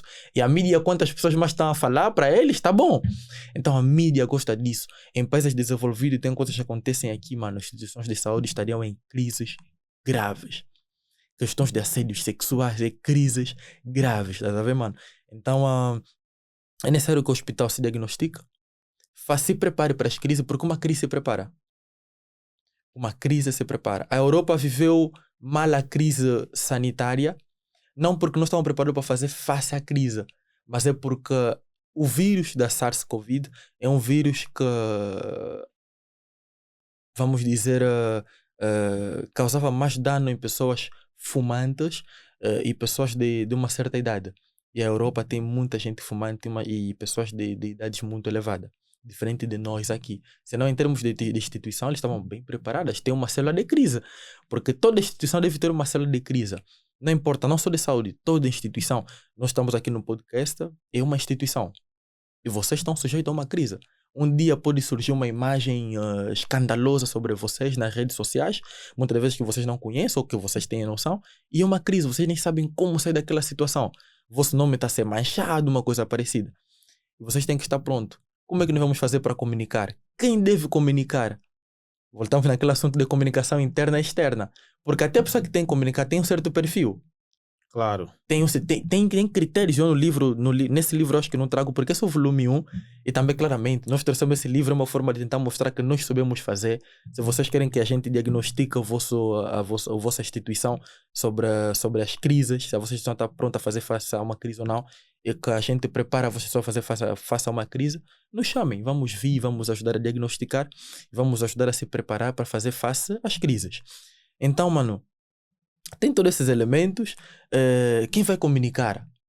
Como comunicar? Porque em tempos de crise, muitas das vezes as pessoas preferem ter que ficar em silêncio e não calar. E isso é grave. Nós tivemos uma crise de um cantor aqui. Eu acho que, não vou citar aqui o nome do cantor, mas surgiu uma senhora nas redes sociais que dizia que o cantor lhe tinha violado. E eu fiquei a observar, porque era uma crise. Envolve emoções, tinha pessoas que estavam indignados, não tinha fim à vista. Nós não sabemos como resolver aquela situação. Claro. É uma crise. Hoje, eu acho que as pessoas que estão aqui a nos ouvir já vão poder... imagem. Exatamente, já vão poder distinguir o que é uma crise, o que é não é uma crise. E nós temos os 3 elementos que caracterizam uma crise. E eu fiquei a observar para ver qual seria a reação. E fiz a mesma coisa quando teve uma crise com essas empresas de transporte. Eu não sei o nome da empresa agora, não sei se era Witcher ou era Yango, que começou a rolar nas redes sociais que um motorista era assassino. Era bandido e tudo mais. Sim, uma destas. Era uma crise, mano. Porque as pessoas aí, meter assassinos aí, tudo mais, e não sei o que. Tem aquela indignação, tem aquela emoção. E não tem fim à vista, porque aquilo podia rolar nas redes sociais durante um tempo, depois reaparecer e ficar na boca do povo durante um tempo. E muitas das vezes vocês não sabem como resolver aquela situação. Então estão mediante uma crise. Como vocês fazem para ter que sair da crise? Ativaram a célula de crise. Porque a instituição tem que estar em condições de fazer um diagrama de causas para ter que falar, olha, se nós tivermos um problema tal, as consequências são essas. É um autodiagnóstico. Eu já sei que se eu for atacado aqui, se a minha crise for essa, as consequências são essas. As partes interessadas, as partes que vão ser utilizadas são essas. Vocês têm colaboradores. Primeira coisa a fazer o quê? Temos que comunicar aos nossos colaboradores sobre a crise, ou as possíveis consequências, como é que nós temos que agir. Nós temos um plano de ação. Temos que agir assim. Quem é que vai comunicar? E comunicação, eu digo sempre, em tempo de crise, quem fala primeiro estabelece a verdade. Se vocês ficam em silêncio, a primeira pessoa que vai vir falar, ele estabelece a verdade. Todo o resto só vai comunicar já em relação daquilo. Claro. Para se ele falar o que não é correto, você, para terem que desfazer aquilo, vai ser grave. Então, em tempo de crise, sempre é importante que vocês comuniquem e de forma eficiente. E em tempos de comunicação, mano, não vou dar aqui muitos detalhes, porque a ideia é também nos chamarem para ter que vos ajudar a se preparar para fazerem face às crises. E em termos de crise, em termos de comunicação... São consultorias, né? Exatamente. E as consultorias são pagas. Exatamente, mano. É um conhecimento e tanto. Eu tive que passar informações para ter que receber diplomas em gestão de crises. E em termos de comunicação, mano, a imagem... É bastante complicado porque tu não sabes como é que tu vais sair daquela situação. Exatamente. Como gerir, porque a maior parte das pessoas preferem ficar no silêncio e não se pronunciarem sobre qualquer coisa. Uhum. E fica no silêncio até o fim, até ele recuperar a imagem dele e o povo descobrir a verdade, ou então ver que ele foi culpado ou não, e não se pronuncia. Outros vêm e pronunciam-se, acabam aumentando ainda mais a raiva. Porque não comunicam de forma eficiente. Porque em tempo de crise, por envolver emoção, tu não podes ser arrogante. Muitas vezes é necessário assumir a tua parte da culpa. Porque envolve emoção. As pessoas estão indignadas, as pessoas estão tristes, as pessoas não estão contentes com a situação. Se você chega e tentas mostrar que você está bom nem aí, mano, a indignação das pessoas piora. Então é necessário comunicar de forma eficiente, é necessário... até a tua forma, infelizmente nós estamos em países ainda em que a forma como você comunica não é avaliada. Em França, até quando os presidentes estão a falar, mano, tem pessoas que estão aí só para decorticar os gestos do presidente. Só para decorticar o gesto, para falar que o que ele está a falar, ele não senta. Não está vindo do fundo do coração. Não tem emoção. É um blá blá blá. Tá a ver? Então, em termos de crise, é preciso que a empresa se prepare muito bem para a comunicação interna e externa. Na sexta-feira passada, o mundo sofreu um ataque de hackers. Não sei se perceberam. Na sexta-feira, acho que era. Cheguei no 22, acho que era sexta-feira 19 ou 20, sei lá. Naquela sexta-feira, teve uma bug geral na Microsoft. Aeroportos fecharam, aviões cancelados, tudo, mas era uma questão de crise. E em termos de comunicação, na minha empresa, por exemplo, sabe o que se disse aos funcionários? Se disse que teve um problema informático, IT, internamente da empresa, e estamos a resolver a situação.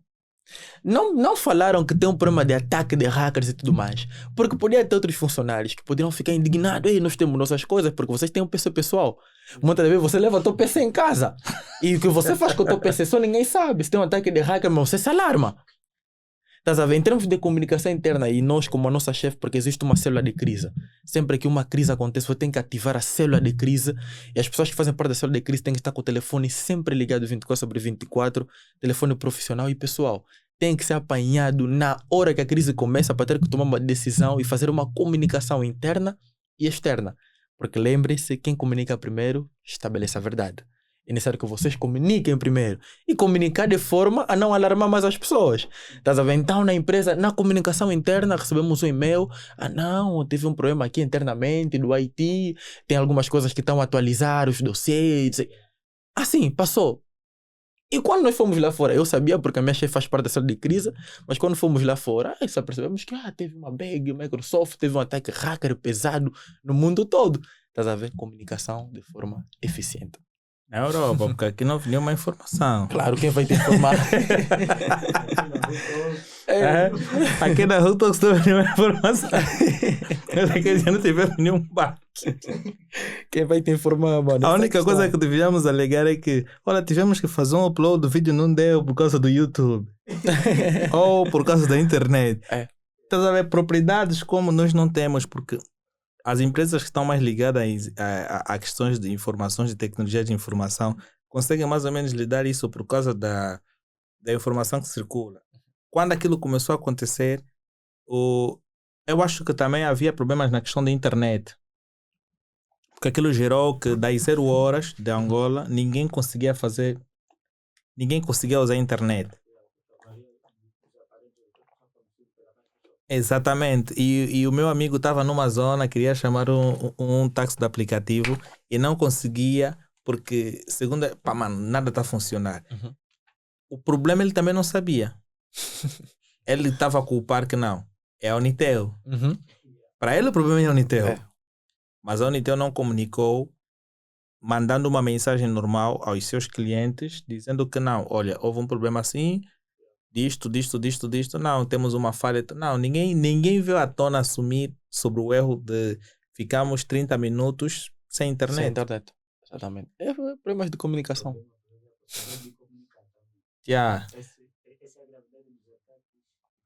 Não, mas a questão, por exemplo, dessas operadoras telefônicas, eles não precisam de saldo, de internet para ter que te mandar uma mensagem normal. Claro. Para terem que Ele te é mandar uma mensagem automático. normal. É só escrever e mandar. São Francisco. Uhum. E o ataque foi para tudo da Microsoft. Então, quando você, por exemplo, o aparelho que serve para você comunicar, o aparelho base, serve para comunicar, não está funcionando. Não, mas depois de retomar, tinha de haver uma determinada comunicação no sentido de prevermos, não conseguiram comunicar por isto e por aquilo. Agora, quando fica no silêncio, olha, essa verdade tu a descobri hoje também. Eu nem sabia que foi por intermédio desse ataque hacker que ficamos sem rede. Eu ouvi na internet coisas dessa natureza, mas não dei assim tanta importância. Mas agora vendo, faz todo sentido. Nós não tivemos nenhuma comunicação nem do banco, nem das nossas operadoras, nem do nosso Ministério das Telecomunicações. Não houve nada disso.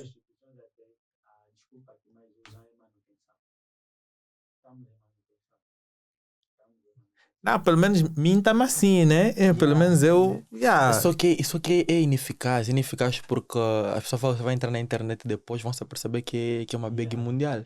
Você fala aqui manutenção, por exemplo, a minha empresa, eles falaram isso. Claro que no momento foi eficaz, permitiu que as pessoas não se alarmassem, não é? Mas depois, de certeza que muitos descobriram que teve um ataque hacker na Microsoft. Mas então é preciso comunicar com muita honestidade. Falam sempre das regras dos 3H. É sempre importante. Humildade, Os honestidade. hackers são fortes ao ponto de São. pararem. São. E tinha também outros hackers a defender. Tinha. Uau. Mas aqui no livro especificou pontos em falando de implementação, não é? Isso significa dizer que numa determinada avaliação em cada hospital vão ver as condições, os meios de cada uma e em função disso implementar algo que vai se adequar à necessidade da mesma instituição. Exatamente. E não dando de uma forma geral, porque aqui nós temos o seguinte, olhamos para um sistema, vamos trazer aqui e querer implementar sem olharmos para aquilo que o nosso projeto precisa. Uhum. Implementamos e depois começamos a dizer, uau, não precisávamos disso aqui. E aquilo já está feito. Está feito.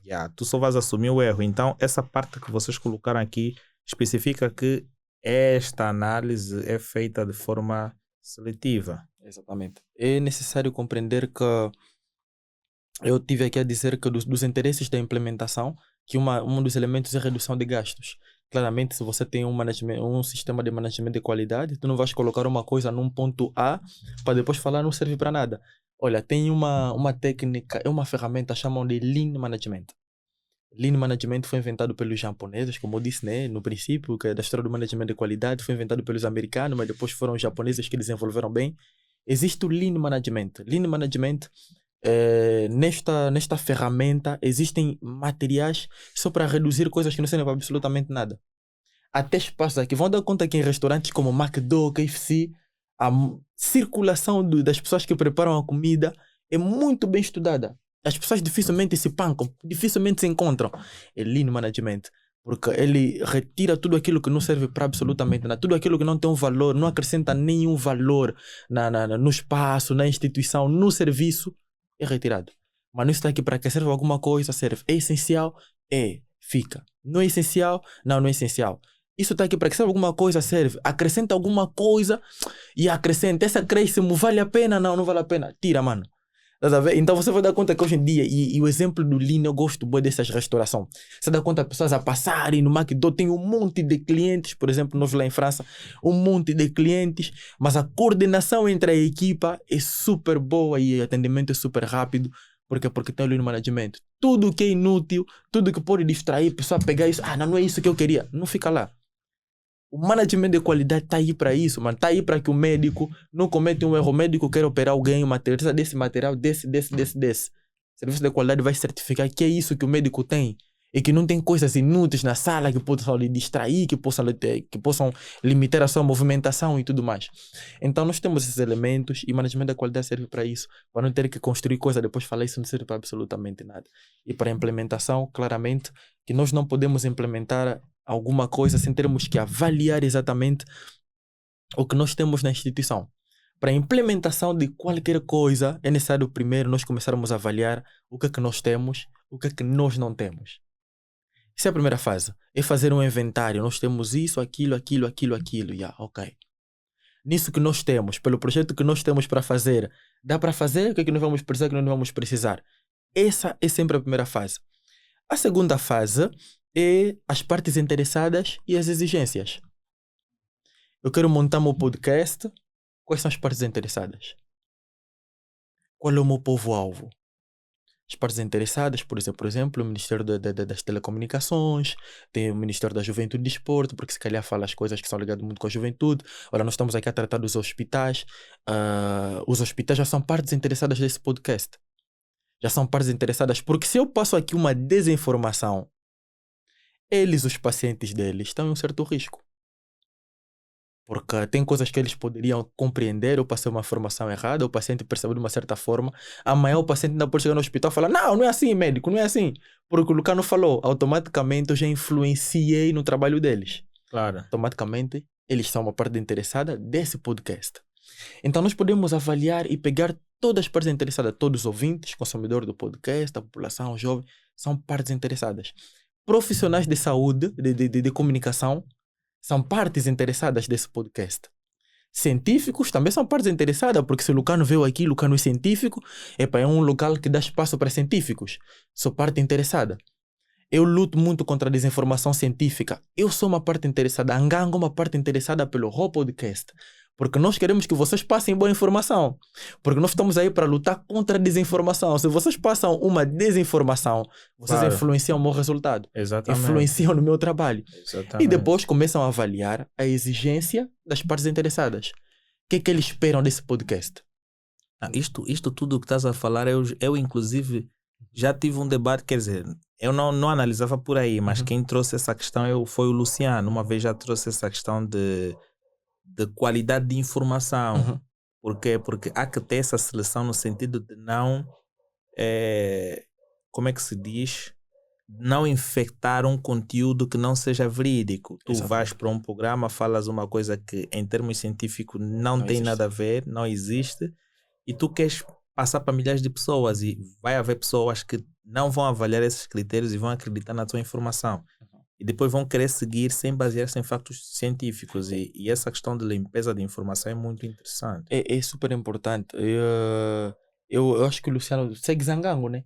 Acho que o Luciano segue as nossas páginas Ngango Ciências e Tecnologias. Eu faço correção de um monte de informações científicas que passam na internet, mas é incrível. Há tempos atrás, eu acho que faz uns 5 ou 6 meses, um estudante de uma das universidades também que lecionava biologia. Eu nem sabia que tinha instituições que davam biologia em Angola. Bom, sabia, mas era... mas eu sabia que era para formação de professores. Depois descobri que Agostinho Neto era para cientistas mesmo em biologia. E depois descobri que tem uma instituição também aí que dava biologia.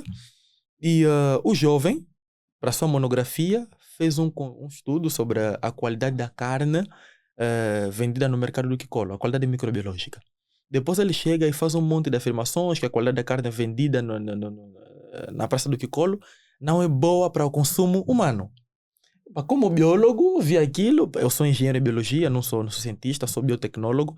Como já disse, meu mestrado em biologia molecular e celular, com uma especialização em microbiologia, qualidade, ambiente e segurança sanitária.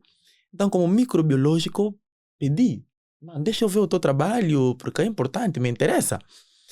Ele me mandou a monografia e quando eu li, mano, eu classifiquei aquilo como ciência do medo.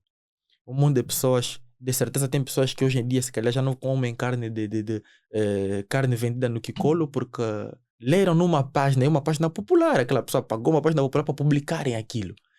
Tem pessoas que já não comem carne à vontade porque leram que aquela pessoa escreveu aquilo, mas quando eu li, mano, estatisticamente era uma aberração. Porque estatística, quando você faz um estudo, a estatística está por detrás. Tu fazes tuas afirmações no intervalo de confiança. E atenção, a estatística não está aí para provar absolutamente nada.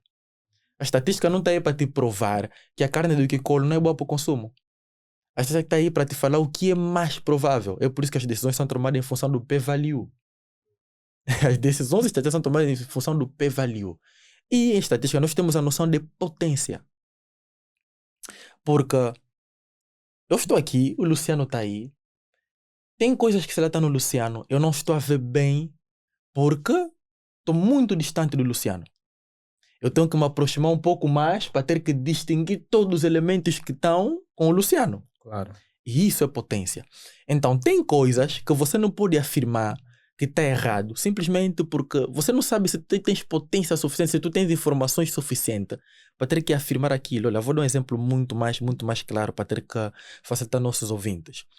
Eu há alguns dias atrás eu disse na Ngango que a ciência não é nem contra nem a favor da existência de Deus. A ciência não afirma que Deus exista, mas também não confirma que Deus não exista. Por um motivo simples. Para nós termos que avaliar que uma coisa existe, Deus existe. Se o Alan vir me falar, olha, Deus existe, a primeira coisa que eu vou te falar, Deus existe. Prova. Posso lhe sentir? Não pode. Estou a falar de sentir sensorial. Toque, posso lhe sentir? É uma coisa sensorial. Não podes lhe sentir. Não faz mal, mano. Posso lhe ver? Não posso lhe ver, Eu também não vejo o ar, mas sinto o ar. Já alguma coisa, eu sei que o ar existe porque eu lhe sinto, mesmo não vendo. Não faz mal. Olha, posso lhe medir, por exemplo, o peso. O ar tem peso. O ar tem peso. Você não vê o ar, mas tem um peso. Eu posso medir, por exemplo.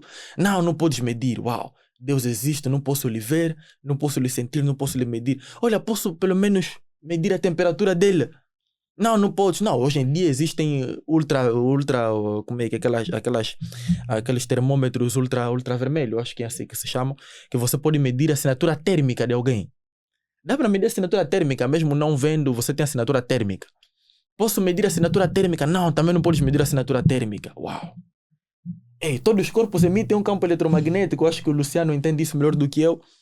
Emitem um campo eletromagnético. Esse corpo de Deus está onde? Posso medir o campo eletromagnético dele? Não. Pá, mano, não posso lhe ver, não posso lhe sentir, não posso medir a sua temperatura, não posso medir a sua temperatura de calor. Ou, melhor, a temperatura de calor não existe. Eu não posso medir o seu sinal de calor. Já tem a ver com...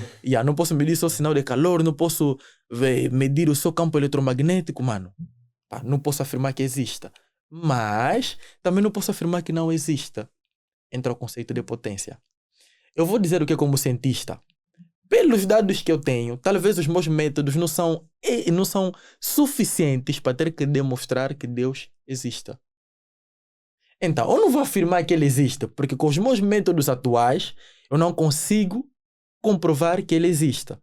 Mas eu abro a possibilidade de que os meus métodos sejam limitados, então não posso afirmar que ele não existe. Ou seja, simplesmente o meu teste não é potente o suficiente para provar que Deus existe. É por isso que a ciência não vai encontrar um cientista que vai te dizer que Deus não existe. Não temos como provar que ele não existe. Se calhar nossos métodos não são potentes o suficiente para mostrar que ele existe, e por isso estamos a falar que ele não existe. Veja? E em termos estatísticos é a mesma coisa. Então, quando você vai fazer um estudo estatístico sobre, voltando a esse assunto do jovem, primeiro que tu tens que fazer as tuas afirmações no intervalo de confiança, porque tu estás a falar de probabilidade. Tu a passar essa informação com risco de alfa 5%.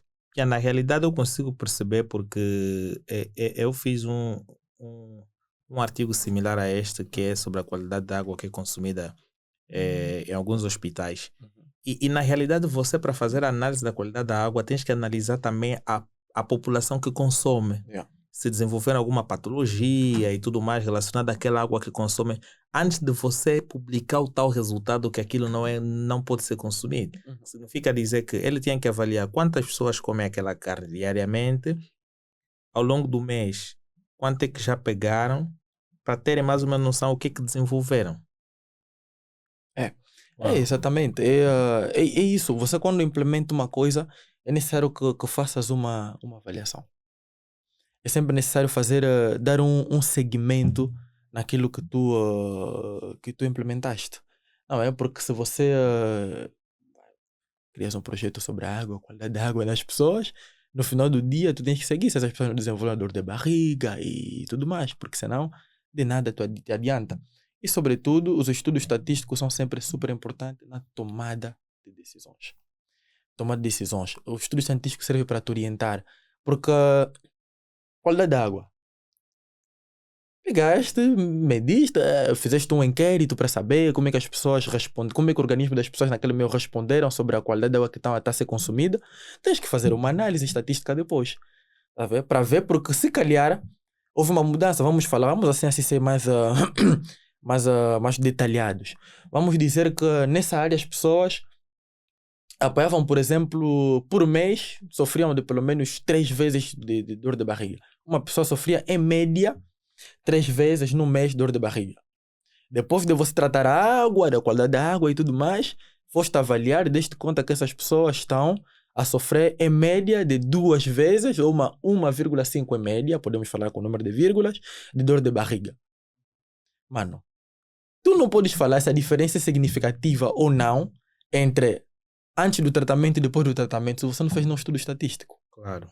Tu tens que afirmar, tens que falar, olha, em função do meu estudo estatístico, eu posso afirmar com risco alfa 10%, 5%, de que há uma diferença significativa. Se há uma diferença significativa, não tem problema. Se você não vê diferença significativa, tu não podes afirmar que não há diferença significativa logo assim. Tu tens que fazer teste de potência. Porque se calhar os dados que tu recolheste não é potente o suficiente para te mostrar que há uma diferença. Tá vendo? Então, estatística é uma ciência incrível, mas é necessário ter alguns elementos que são super importantes. Representatividade da tua população, super importante. E a representatividade, as pessoas pensam que a representatividade tem a ver com o volume, com o número de pessoas. Não. Representatividade tem a ver com a forma como a amostra foi composta. Se a tua amostra foi composta de forma aleatória, ela é representativa. Se não for composta de forma aleatória, ela não é representativa. Mas o número da população influencia no intervalo de confiança e na potência do teu teste. Por isso, tu vês a diferença, estás a conseguir ver todas as diferenças, tá bem, mano? Não vou meter uma lente em cima das lentes, se com essa lente já estou a ver bem. Mas se calhar não estás a ver a diferença porque essa tua lente não tem boa graduação. Tens que subir de graduação para você ver todas as diferenças no meio que tu queres observar. Conceito de potência. Então, esse jovem, quando faz aquele estudo sobre a carne e tudo mais, aquele jovem que era biólogo, um estudante de biologia, vamos assim dizer, ele, mano, atropelou um conjunto de conceitos em estatística e até em biologia. Mas a carne que você compra no Kikolo não vais comer crua, vais cozinhar. Então, teu critério de conformidade não conformidade não pode ser a carne crua, mano. Não me serve aquilo, estás a ver? Porque a temperatura mata mesmo o organismo. Tinha que fazer, porque o consumo não tem nada a ver com a carne crua. Porque depois passa por outro processo. Agora, quando a carne é servida na mesa, é isso que eu entendi. É tipo avaliar a estatística logo antes da compra, antes de ser confeccionado, e depois de ser confeccionado para saber qual é o resultado final que se obtém ali para se ter aquele resultado final. Significa dizer que o objetivo principal não é para analisar a questão da carne, não é no momento da compra, mas se está se baseando no termo do consumo, é após a compra, após preparo. O cozimento. Porque você passa numa via d'alho e a via d'alho tem um monte de elementos que são ácidos e tem muitas bactérias que reagem muito mal à acidez. Esse é o primeiro elemento. Quer dizer que a parte da via d'alho já tem um monte de micro-organismos que morrem. E até uma prática mais simples seria o seguinte: olha, vamos fazer a análise da carne estragada. Estragou, vamos preparar e vamos analisar se em termos de consumo é benéfico para o homem ou não. Quantos porque estamos a falar da questão microbiológica, porque pode-se falar da questão organoléptica, pode-se falar da questão microbiológica. Organoléptica, se a carne já estragou, o gosto não vai estar bom. Não, mas em termos de micro-organismo, depois de eu cozinhar, nossas carnes aqui duram no fogo, mano. É uma temperatura alta durante muito, muito tempo. Então, a questão é, mano, depois de eu cozinhar, quantos organismos sobraram nisso? Porque mesmo em termos de referenciais de regulamentação, conforme eu disse e repito, a conformidade ou não de um produto, de um serviço, é sempre em função de um referencial, um regulamento, uma coisa parecida. É sempre em função de alguma coisa. E tu és bonito em relação a quem? Quais são os critérios? Tá vendo? Mesmo lá nos concursos de Miss, eles têm os critérios deles para classificar o bonito, não bonito e tudo mais. Então, mesmo em termos alimentares, nos critérios, eles têm aquilo que eles chamam de regulamento. E o regulamento é em função do produto. Produto consumido, a forma como o produto é consumido é levado em conta. Porque se tu vais consumir teu produto cozido, mano, não vou te falar que tua carne não está boa, porque encontrei micro-organismo e também tem limites. Percebes? Tem limites. Por exemplo, num leite, no meio onde nós estamos tem bactérias. Está cheio de bactérias aqui. E essas bactérias, atenção, simplesmente, se não me engano, não vou dizer, eu sou científico, não posso dizer que números que eu não tenho certeza absoluta nesse momento, mas uma boa parte das bactérias que nós temos não são patogênicas. Então, na nossa pele, nós temos a microbiota, nosso micro-organismo está cheio de bactérias. E são benéficas. São poucas bactérias que são patogênicas, que causam doenças. Então, o facto de eu encontrar uma bactéria não quer dizer que é ruim, mano. A partir do momento que você abre a tua garrafa de água, tem bactérias. É normal, porque nós estamos no meio a viver com bactérias. Então, você não pode falar que uma carne não está boa, porque tem bactéria. Tipo, eu tenho que pegar uma carne zero bactéria. Tipo, mano, desculpa. E são coisas que deixam muito indignados, porque o biólogo é uma pessoa com... Os biólogos são pessoas com muito rigor. E em suma, para ter que regressar no nosso ponto que nos afastamos um bocado, mas é importante. Tem outros científicos que vão nos seguir aí. Quando forem fazer trabalhos, por favor, sejam muito rigorosos, sejam muito fortes em termos de estatística. É super importante. Eu fiz uma formação suplementar só em tratamento experimental, de estratégia experimental e tratamento de informação. Então, mano, eu se agarro um trabalho aqui para decorticar estatisticamente, desmonto o trabalho todo. E é super importante porque eu entendi que eu sou científico e as minhas decisões têm que ser tomadas em relação às análises de dados. Então, prestem muita atenção a isso. Se vocês não têm competência nisso, procurem pessoas que são formadas em estatística para terem que vos dar um apoio. Não somos obrigados a saber fazer tudo. Não. Então, em suma, para ter que voltar, fazem análise das partes interessadas, fazem parte das exigências, e aí vocês têm já bons elementos para terem que implementar o vosso sistema de management da qualidade. Depois passam para as fases de elaboração de estratégias, planos de ação, indicadores de performance e por aí fora. E a melhoração contínua. Eu até já fiz um apontamento interessante que vou acrescentar no meu artigo, que é para dar mais aquele peso, estás a ver? Porque eu fiz muito bem, mas em termos de patologia, histórico de consumo hospitalar, histórico de consumo a nível nacional, isso tem que ser acrescentado, porque tu vais dizer que isto está de acordo aos consumos, tens que analisar a estatística. Eu acrescentei já uma nota, significa dizer que daqui a pouco vou sentar, vou fazer essa questão de acrescentar. E é muito, por isso é que eu digo que no podcast tu aprendes muita coisa interessante. Mas uma coisa que eu vi aqui, só para um rescaldo, porque existem curiosos, né? Aí tu ganhaste o prêmio da Zap Viva, que é Mentes Brilhantes, e após isso conseguiste uma bolsa para a França da Total. Pô, diferenciado. Como é que foi esta fase em que tu ganhaste uma bolsa, ganhaste um concurso em Mentes Brilhantes? Eu também me perguntei se esse concurso mesmo existe, porque eu nunca ouvi falar. Existe, só teve 2 edições. Teve uma em 2018, a primeira edição, que foi que eu ganhei. Eu tenho imagens até aqui, depois eu posso mandar e acrescentar aí para os nossos ouvintes. Uau! E teve uma segunda edição, acredito que foi em 2019, nós já tivemos em França. Olha, foi numa fase muito difícil, porque eu e o Luciano, que está aí ao lado, que não aparece nas câmeras, nós estudamos num projeto chamado Rede Eiffel. Na Rede Eiffel eu era o melhor estudante da rede nacional e o Luciano era o segundo melhor aluno da rede. E mesmo sendo os 2 melhores alunos da rede, no nosso ano não ganhamos a bolsa. Talvez por diversos fatores, como a pressão psicológica também, porque se manter no topo do mundo como de tubarões, o Luciano que está aqui ao meu lado é extremamente duro, mano. Então, quando tem pessoas assim, nós dois ficamos no topo da rede. Passamos por um monte de pressão, então quando veio o testes para a bolsa, psicologicamente estávamos muito, muito desgastados. E depois nós fomos testar para a Bolsa da Rússia, acredito eu. Fomos testar para a Bolsa da Rússia e misteriosamente as nossas notas não saíram. Não é que tivemos 0 e tudo mais. Não veio notas, mano. Nomes assim, sem notas. Como se fossem provas que desapareceram. Okay. E achamos que o mundo estava a conspirar contra mim. E eu tinha uma pressão muito grande. Por fazer parte da rede, eu, no meu caso, né? Depois o Luciano também um dia se calhar te conta da parte dele. Mas por ser o melhor aluno da rede, e nós fazíamos o que permitia essa classificação eram provas comuns. Eram provas que muitas vezes não eram elaboradas por nossos professores e tudo mais. E tinha pessoas que começaram a achar que era uma farsa científica. Isso aí deve ter sido um cabulador, uma coisa parecida, como é que ele não ganhou a bolsa e tudo mais. Esqueceram que para permanecer no topo durante um ano foi preciso muito esforço. Chega um tempo que o teu cérebro não pode mais, mano. Então tinha essa pressão, tinha pessoas que por vezes pessoas que elogiavam a te desacreditarem. Eu tenho uma frase, a frase que caracteriza essa fase da minha vida foi: os críticos me fizeram duvidar das minhas certezas. Porque eu sempre tive a certeza que eu sou muito bom na ciência. Eu sei o que falo em termos de ciência. Eu falo com doutores, mestres, eu falo com qualquer pessoa. E logo que abro a boca, mano, as pessoas sentem o meu nível científico. Mas naquela fase, essas pessoas me fizeram duvidar das minhas certezas. Então foi uma fase muito difícil. Quando vou ao concurso, tinha em torno de 500 pessoas.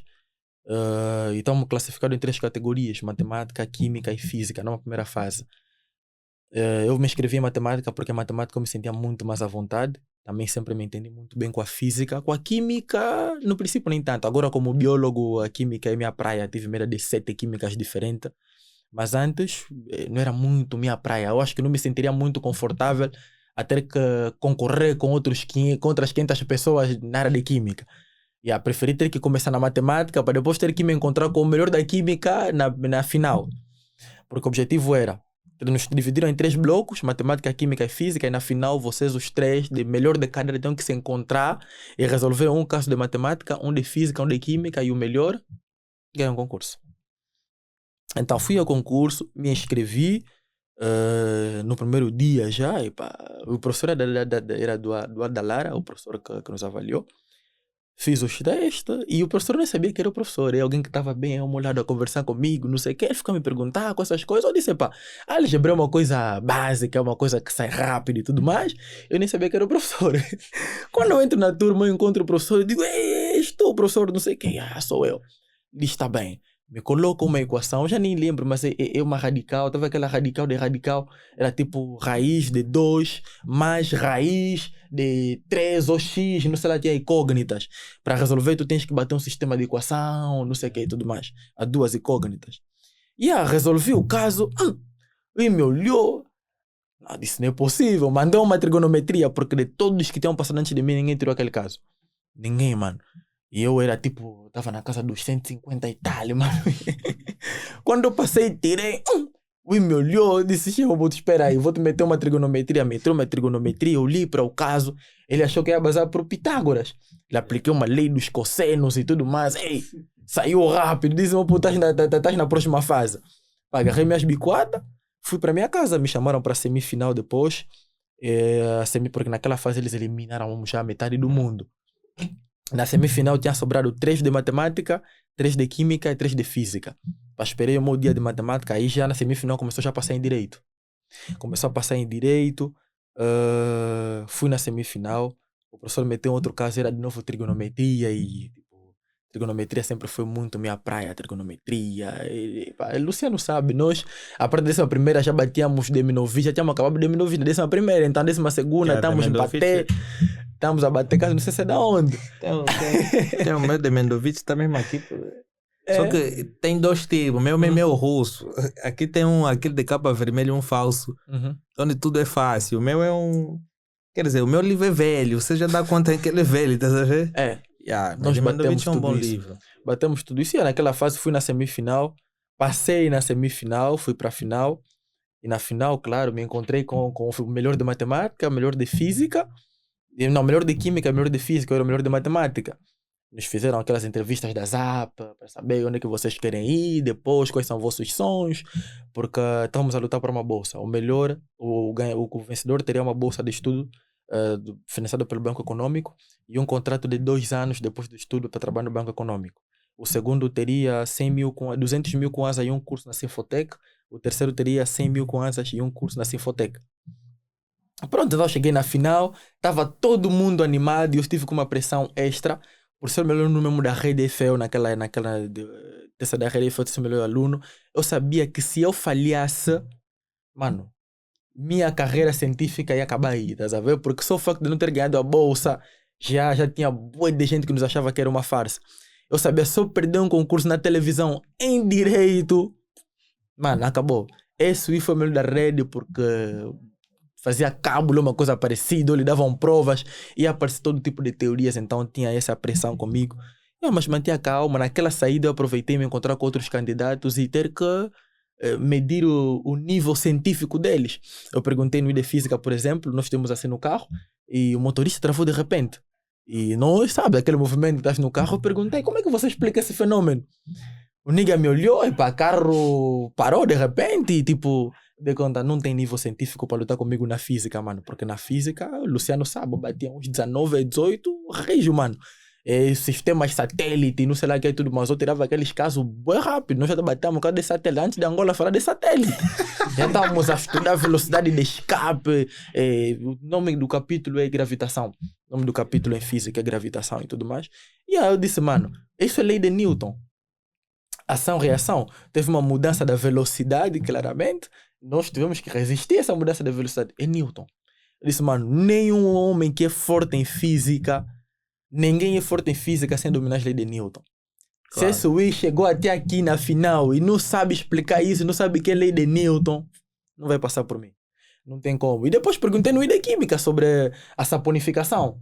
Saponificação, não sei o que. Mano, não sei como é que se faz o sabão e tudo mais, não sei o que. O ficou aí, como assim se fazer sabão? De conta, mano, é isso Mas tu não aqui, sabe. tá fofo. Existem Yeah. pessoas que se calhar têm determinado conhecimento, mas quando lidam com certas coisas, Perdem os meios. Yeah. yeah, Perdem eles os meios. simplesmente. Existem. O que nós temos aqui, mais é estudantes que resolvem exercícios. Não temos pessoas que vão discutir sobre coisas científicas. Yeah, isso aqui é algo. Porque tu na universidade, desde o primeiro até o quinto ano, tu aprendes muito a bater caso. Yeah, mas agora, a interpretar o caso, a falar daquele caso, ele não consegue falar. É. O porquê que aquele fenômeno aplicou, a lei da reação, vai falar de elasticidade, porquê que o carro bateu, houve um momento em que tem que se analisar o ponto A, B e C, porquê isso. Ele não sabe, ele só sabe que não, vou aplicar isto Dá e certo. resolveu. É. E agora, como fundamentar? Não, porque nós tínhamos um docente e tive também uma professora de processos, ela dizia, olha, tu estás a fazer o exercício, mas estás a explicar. Uhum. Tu colocas as fórmulas, explicas o porquê da tua análise e o porquê que tu vais fazer isto e assim sucessivamente. Então, isto obrigava nós a ler os conceitos e a entender os fenômenos. Mas agora, numa parte final aí, qual é o conselho que tu deixas para as pessoas em geral, no sentido de melhorarmos a cada dia, não é? Tanto a qualidade nos hospitais quanto a nossa carreira como estudante? Olha, começando pelos hospitais, o conselho que eu tenho que dar é contratem gestionários da qualidade em hospitais. Coloquem mesmo pessoas que são formadas em qualidade, só qualidade. Pessoas assim como eu que se formaram, até se pegarem pessoas como eu, melhor ainda, que fizeram áreas que são muito ligadas à saúde também, microbiologia, biologia molecular, pessoas que podem trabalhar com muita facilidade no hospital e que também são formados em qualidade, coloquem essas pessoas nos hospitais. Porque essas pessoas vão ajudar a melhorar a qualidade dos serviços e tenham gestão integrada no sentido de que envolvam as pessoas, identifiquem as partes interessadas como associações, instituições financeiras, porque muitos problemas que vocês têm no hospital, tem um banco que está aí ao lado, por exemplo, temos o Hospital Geral do Camama, aí no Camama tem um banco aí, BAI, tem um BFA, são todas partes interessadas, porque se calhar muito das pessoas que frequentam esses bancos vivem ao lado e se tratam no Hospital Geral. Então, se vocês tiverem um problema e têm que comprar uma máquina e tudo mais, essas pessoas podem ajudar a comprar. E nós vimos que essas instituições bancárias fazem esforços financeiros no tempo do CAN. As ofertas que estão a fazer nos jogadores é incrível, mano. Então, essas instituições fazem certos sacrifícios financeiros, mas também tem que ganhar alguma coisa, é a comunicação.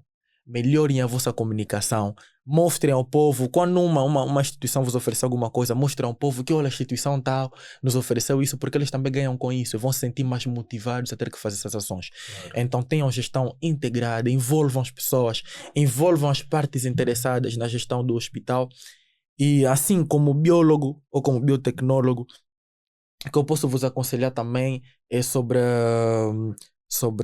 a biorresistência. Sobre a biorresistência, é necessário mesmo nós começarmos a combater a biorresistência. Porque de momento nós estamos a começar a desenvolver algumas ferramentas, estamos a tentar em biotecnologias encontrar algumas ferramentas para lutar contra essas bactérias resistentes. Só que muitas dessas bactérias desenvolveram um mecanismo de transmissão horizontal de genes. Ou seja, ou se uma bactéria que tem resistência, eu encontrei o Luciano, não tem resistência, lhe transfiro os genes de resistência para o Luciano também ficar resistente. Percebes? Porque biologicamente, atenção, isso é super, hiper, mega importante. Biologicamente, todos os seres vivos têm 2 objetivos: sobreviver e reproduzir. São os 2 objetivos biológicos de todos os seres vivos. Atenção, não estou falando de objetivos social, de ter minha casa, meu carro, não. Biológico. Todos nós queremos sobreviver. Se nós estamos aqui a trabalhar, é para comer, para depois poder sobreviver. E reproduzir, queremos dar continuidade à nossa espécie, arrumamos mulheres por causa disso, mantemos, as mulheres arrumam homem e tudo mais. Então, os vírus, as bactérias também são seres vivos. O objetivo deles também é sobreviver e reproduzir. Se você tem uma arma que eles matam, eles querem sobreviver, vão procurar mecanismos para terem que escapar a tua arma. Claro. Isso é a biorresistência. Isso é a biorresistência porque eles querem sobreviver para depois ter que reproduzir. Então, hoje em dia, apesar das ferramentas que nós estamos a encontrar, eu tive um professor que saiu da Universidade da Filadélfia, nos Estados Unidos para ter que vir nos dar uma aula sobre as novas armas para lutar contra a biorresistência, mas ainda não é nada de efetivo. Ainda não é nada de efetivo. Então, o que nós temos de melhor até agora são antibióticos. Os antibióticos nós estamos há mais de 50 anos sem descobrir novas famílias. Então, para os que são os profissionais de saúde, muito cuidado ao prescreverem antibióticos. Para os farmacêuticos, não vendam antibióticos para qualquer um que apareça, qualquer problema. As doenças virais, os antibióticos não servem para doenças virais. E para as pessoas que compram antibióticos para ter que consumir, quando for para fazer descarte do antibiótico, façam um descarte consciente. Eu vou aí ter que analisar, mas hoje de manhã acordei e fiquei a refletir porque tive uma entrevista na Rádio Queiroz e falei também sobre esse fenômeno da biorresistência, porque em Angola quase que não se fala disso. Eu ainda não vi ninguém em Angola falar sobre biorresistência. E, portanto, se vocês entrarem na página da OMS agora e escrever biorresistência, vão ver lá que está previsto que até 2050, se nós não encontrarmos novas famílias, novas armas, 50% da população vai morrer. E nós aqui em África somos os primeiros, mano, porque as indústrias farmacêuticas estão lá. Se descobrirem novas coisas, primeiro vão se tratar lá antes de vir aqui. Então, necessário nós falarmos muito sobre a biorresistência, porque nós já vemos a consequência. Tem muitas pessoas que vão nos hospitais. Os medicamentos já não servem para absolutamente nada. Por quê? Biorresistência. Então, para o descarte, eu estive a pensar hoje de manhã, assim, são coisas que tenho que confirmar. Atenção, vou ir confirmar, mas fazendo uma análise como biólogo, uma das zonas onde nós temos mais bacteriofagos. Bacteriofagos são vírus que matam bactérias. Atenção, também é uma pista para lutar contra a biorresistência. Usar vírus, que são vírus que não conseguem atacar os humanos, mas atacam bactérias. É uma das novas armas que nós temos. E esses bacteriofagos, sabes onde que se encontram mais? Nas sanitas. Eu acho que se vocês já encontraram microbiólogos, encontrar pessoas formadas em microbiologia, vamos falar que o vosso telefone tem mais bactéria do que a sanita. Não sei se vocês já ouviram comentários do gênero. Mas por quê? Não porque o teu telefone, não é porque você higieniza mais a tua casa de banho do que o teu telefone. É simplesmente porque na casa de banho existem bacteriofagos. Bacteriofagos, se a comida ele prefere de bactéria, a bactéria tem na casa de banho, vai viver onde? Na casa de banho. Então os bacteriofagos estão muito presentes na casa de banho. Então acho que é a melhor forma de fazer descarte dos antibióticos. Colocar numa sanita e bum. As bactérias estão lá, estão os bacteriofagos, as bactérias estão lá, mesmo se desenvolver resistência, os bacteriofagos estão lá para eles aniquilar. Desenvolver resistência contra os antibióticos, mas não contra os bacteriofagos. Mas uma coisa ainda que eu estou a analisar, porque é necessário também estudar as famílias dos antibióticos, saber se esses antibióticos não vão se atacar a estes vírus, que são os bacteriofagos. Então, em termos de unidade hospitalar, médicos tenham consciência da biorresistência, aconselhem os vossos pacientes sempre que vocês prescreverem os antibióticos. E em termos científicos, para ter que melhorar, eu acho que o segredo de estudar é estudar. O segredo de estudar é estudar. Tenham foco e tentem se tornar muito bom. Eu acho que vocês não devem se sentir satisfeitos com nada. Se vocês sentirem que tem uma lacuna em alguma coisa da vossa área, façam. Vão, aprofundem a situação. Sejam muito bons na vossa área. Às vezes, se dê para ler livro, leiam outros autores. Sobretudo, se colocam exercícios. Analisem, reflitam sobre a questão do carro, por exemplo, que nós falamos em física. Eu deixei de ver física no ensino médio. Mas se meterem aqui a falar com o físico, vamos conversar. Porque eu, sempre que parava, olhava para o meu meio, me questionava sobre as coisas do meu meio. Um carro bateu, colisão, bum. Energia. Energia não se perde, energia se transforma. Qual é esse tipo de energia que se transformou? Carro bateu, está a sair fumo. Uma parte de energia térmica que foi. Ok? E outra parte, que tipo de energia? Saiu o som, bum! Energia sonora. Tá a ver? Então a energia cinética que o carro tem se transformou em energia térmica, energia sonora. Porque na colisão emitiu um som. São coisas que nós temos que estar a refletir. Nós temos que olhar para a nossa sociedade, se colocar questões, olhar para o nosso meio e ter que se questionar de absolutamente tudo. Eu acho que são os conselhos que eu poderia dar. Senão, muito obrigado pelo convite. Foi um prazer e tanto estar aqui. Uau, é um episódio e tanto, e vocês que estão do outro lado também puderam aprender coisas bastante importantes. Eu, inclusive, fiquei a pegar detalhes bastante importantes, coisas que somente estudando é que você aprende, pesquisando, liberando a tua mente no sentido de entrar em informações novas, não é? Porque existem pessoas que admitem que sabem alguma coisa, mas no final não sabem nada quando não observam novas coisas. Se você quer encontrar o livro Para saber mais, podes entrar em contato com a página já dita aqui, vão ver também aqui na descrição. O livro é este, aqui para todo aquele, não é, formando de educação, ou toda qualquer instituição que deseja, não é, ter conhecimento sobre este livro. Para além de tu fazeres a aquisição do livro, podes solicitar também uma consultoria, né? Tens a tua clínica, o teu hospital. Não adianta somente adquirir o livro e leres e não saberes como executar. Então, contactas os autores do livro para que tu possas ter maior conhecimento. É um livro bastante importante que vocês podem encontrar informações bastante pertinentes. Se tu gostas desse conteúdo, deixa o teu like, subscreve o nosso canal, comente mesmo com gosto, porque assim você pode retirar as suas dúvidas e o convidado pode aparecer aqui mais vezes enquanto está a fazer a sua estadia em Angola para que possa esclarecer qualquer questão que vocês tenham que colocar. Então, deixa o teu like, saiba que este podcast é patrocinado pelas empresas que dão todo apoio, como a Elenio Pay, a Hidrolife, a Cofre Cash e a Abrir Acessórios. Hoje nós temos como operador de câmera o Luciano, porque o Marcos, que desempenha essa função, está aí a cambalhotar, está de férias, e o Elenio também está de férias. Então nós temos o Marcos, ou seja, o Luciano, que vai desempenhar este papel. Muito obrigado, vou agradecer. Foi uma aula e tanta. É muito bom termos jovens que de certa forma partilham seu conhecimento no sentido de ver melhoria, porque esta realmente é a filosofia do nosso podcast, que é trazer pessoas que vão debater sobre coisas, que vão ensinar as outras pessoas e assim consigam aprender e levar uma sociedade bem melhor. Então até já e fiquem todos bem.